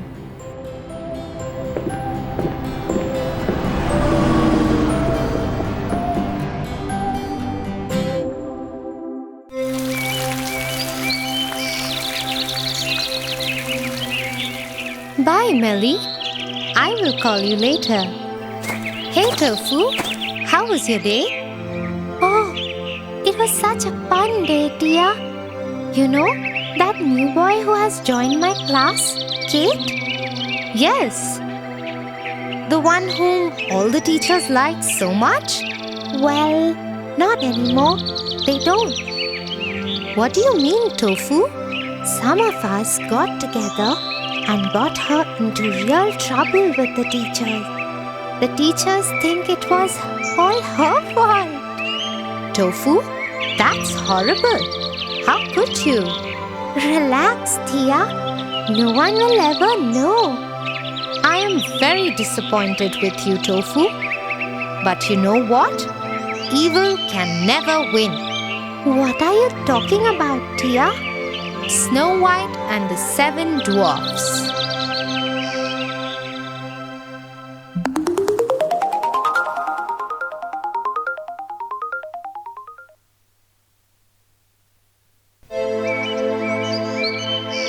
Once upon a time, there lived a king with his wife. Sadly, they had no children. This made the queen very sad. On a winter day, when it was snowing heavily, the queen sat in her garden and prayed with all her heart to have a daughter as beautiful as the winter, fair as snow, and with lips as red as the last red rose that bloomed in the garden.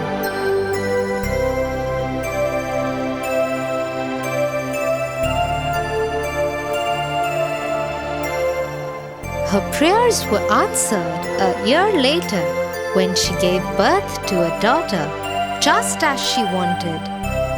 But the childbirth was so difficult for the queen that she died during it, leaving behind the king and their daughter, Snow White.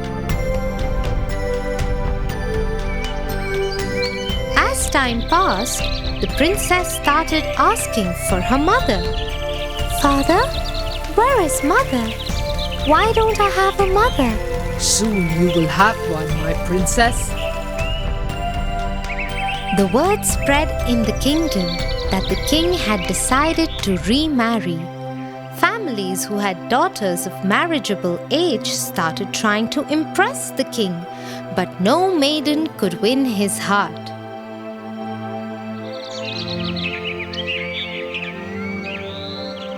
Till one day, an enchanting woman showed up alone at the palace. The king fell in love with her immediately, and they were married soon.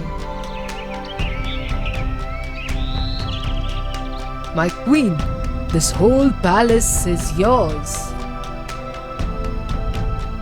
It is your own home. Go where you like. Ask for whatever you want. Thank you, kind king, but all I need is a room to store my mirror that I have brought with me. Yes, I noticed that all you have brought is that large, round mirror. I am happy as long as you are happy, dear. Oh, you know what will make me truly happy? What is it? Your death.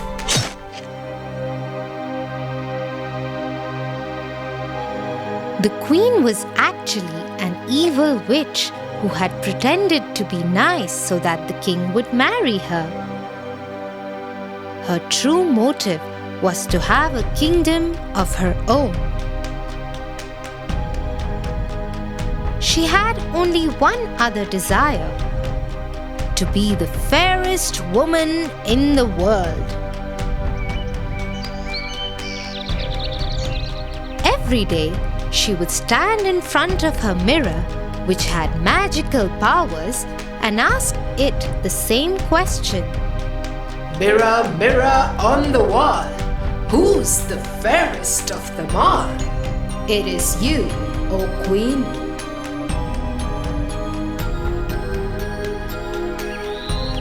This went on for many years.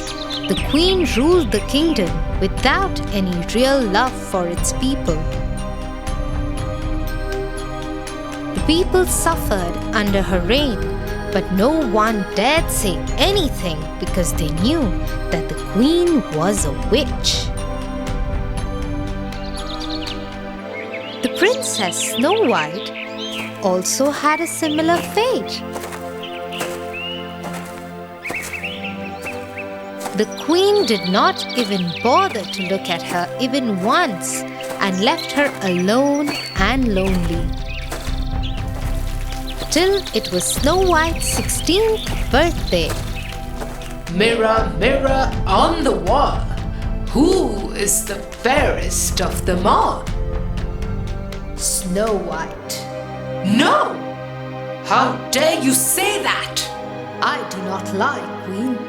She must die. She must die. God, come in. One of her most trusted guards came in. Take Snow White and kill her now. But my queen, she is just a child. Do as you are told. Yes, my queen. Afraid of the queen's anger, the guard took Snow White deep into the jungle to kill her.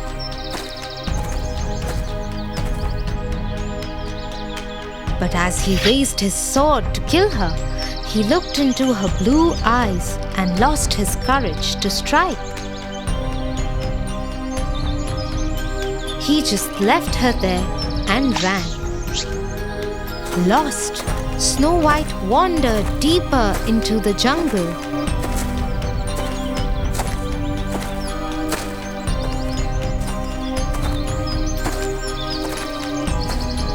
Then she came across a tiny cottage. She decided to enter it.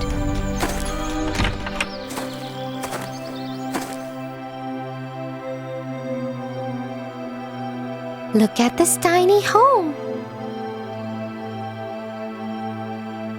I wonder who lives here. She saw 7 tiny beds.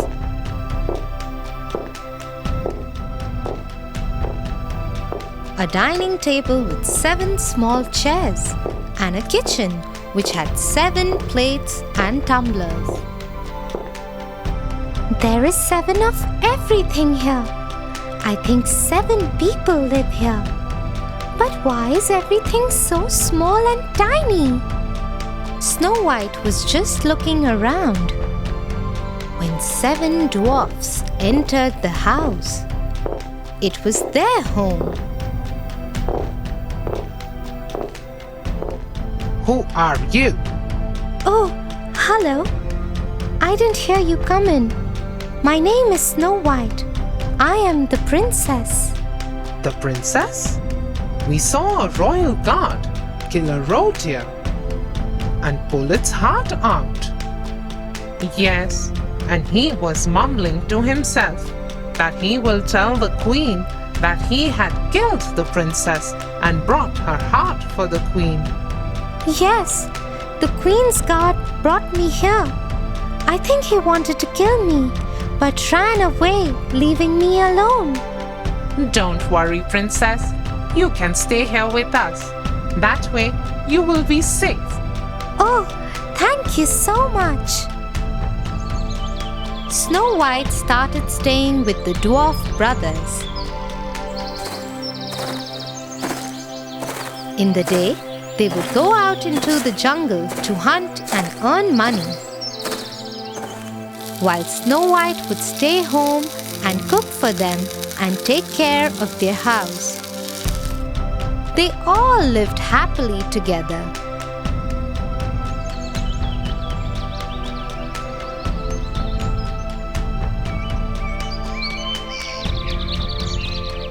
Mirror, mirror on the wall, who's the fairest of them all? Snow White.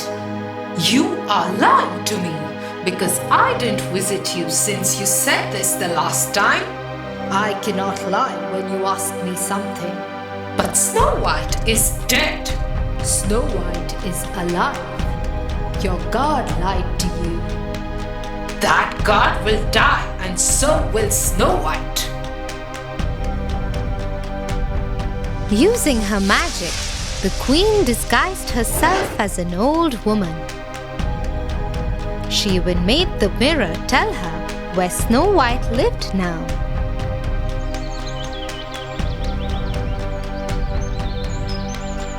As she entered into the jungle, she saw Snow White filling a jar with water from a stream. I am very thirsty. Please give me some water. Yes, yes. Here, please. Have as much as you want.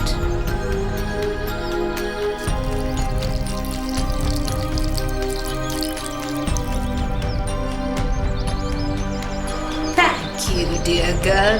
Please take this apple as a thank you from me. The apple looked so beautiful and tempting that Snow White just couldn't say no to it. She took it from the old woman, but she didn't know that the queen had poisoned the apple. As soon as she took one bite of the apple, the poison affected her. She fell down, stopped breathing, and had no heartbeat. The queen became very happy and rejoiced as she made her way back to the castle. But she was too distracted by her joy and fell into quicksand. With no one to help, she sank and died. Meanwhile, the dwarfs came home and saw Snow White lying there dead. They were heartbroken. Who did that to her? I think the queen found out about her. Look at that black half-eaten apple. I don't want to let go of her. Let us keep her in a glass box.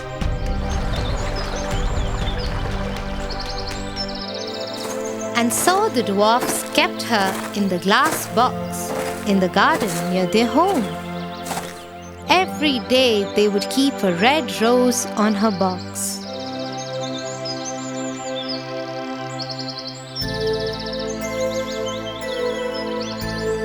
One day, a young prince came into the forest. There, he saw the 7 dwarfs sitting by Snow White. He got down from his horse and went to see.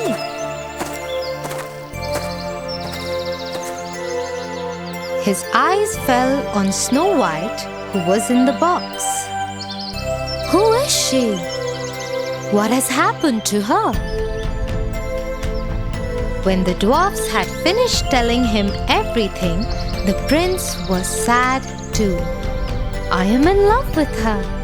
I wish I had a chance to meet her once. Now all I want to do is kiss her. And so the prince lifted the lid of the glass box and kissed Snow White. As soon as he kissed her, Snow White opened her eyes. The curse of the poisoned apple had been broken. My princess, you are alive. Your love woke me up, dear prince. Encouraged by the prince's support, Snow White decided to go back to her kingdom and face the queen. When she reached there, she found out that the queen was dead and the kingdom was joyous to have the princess back.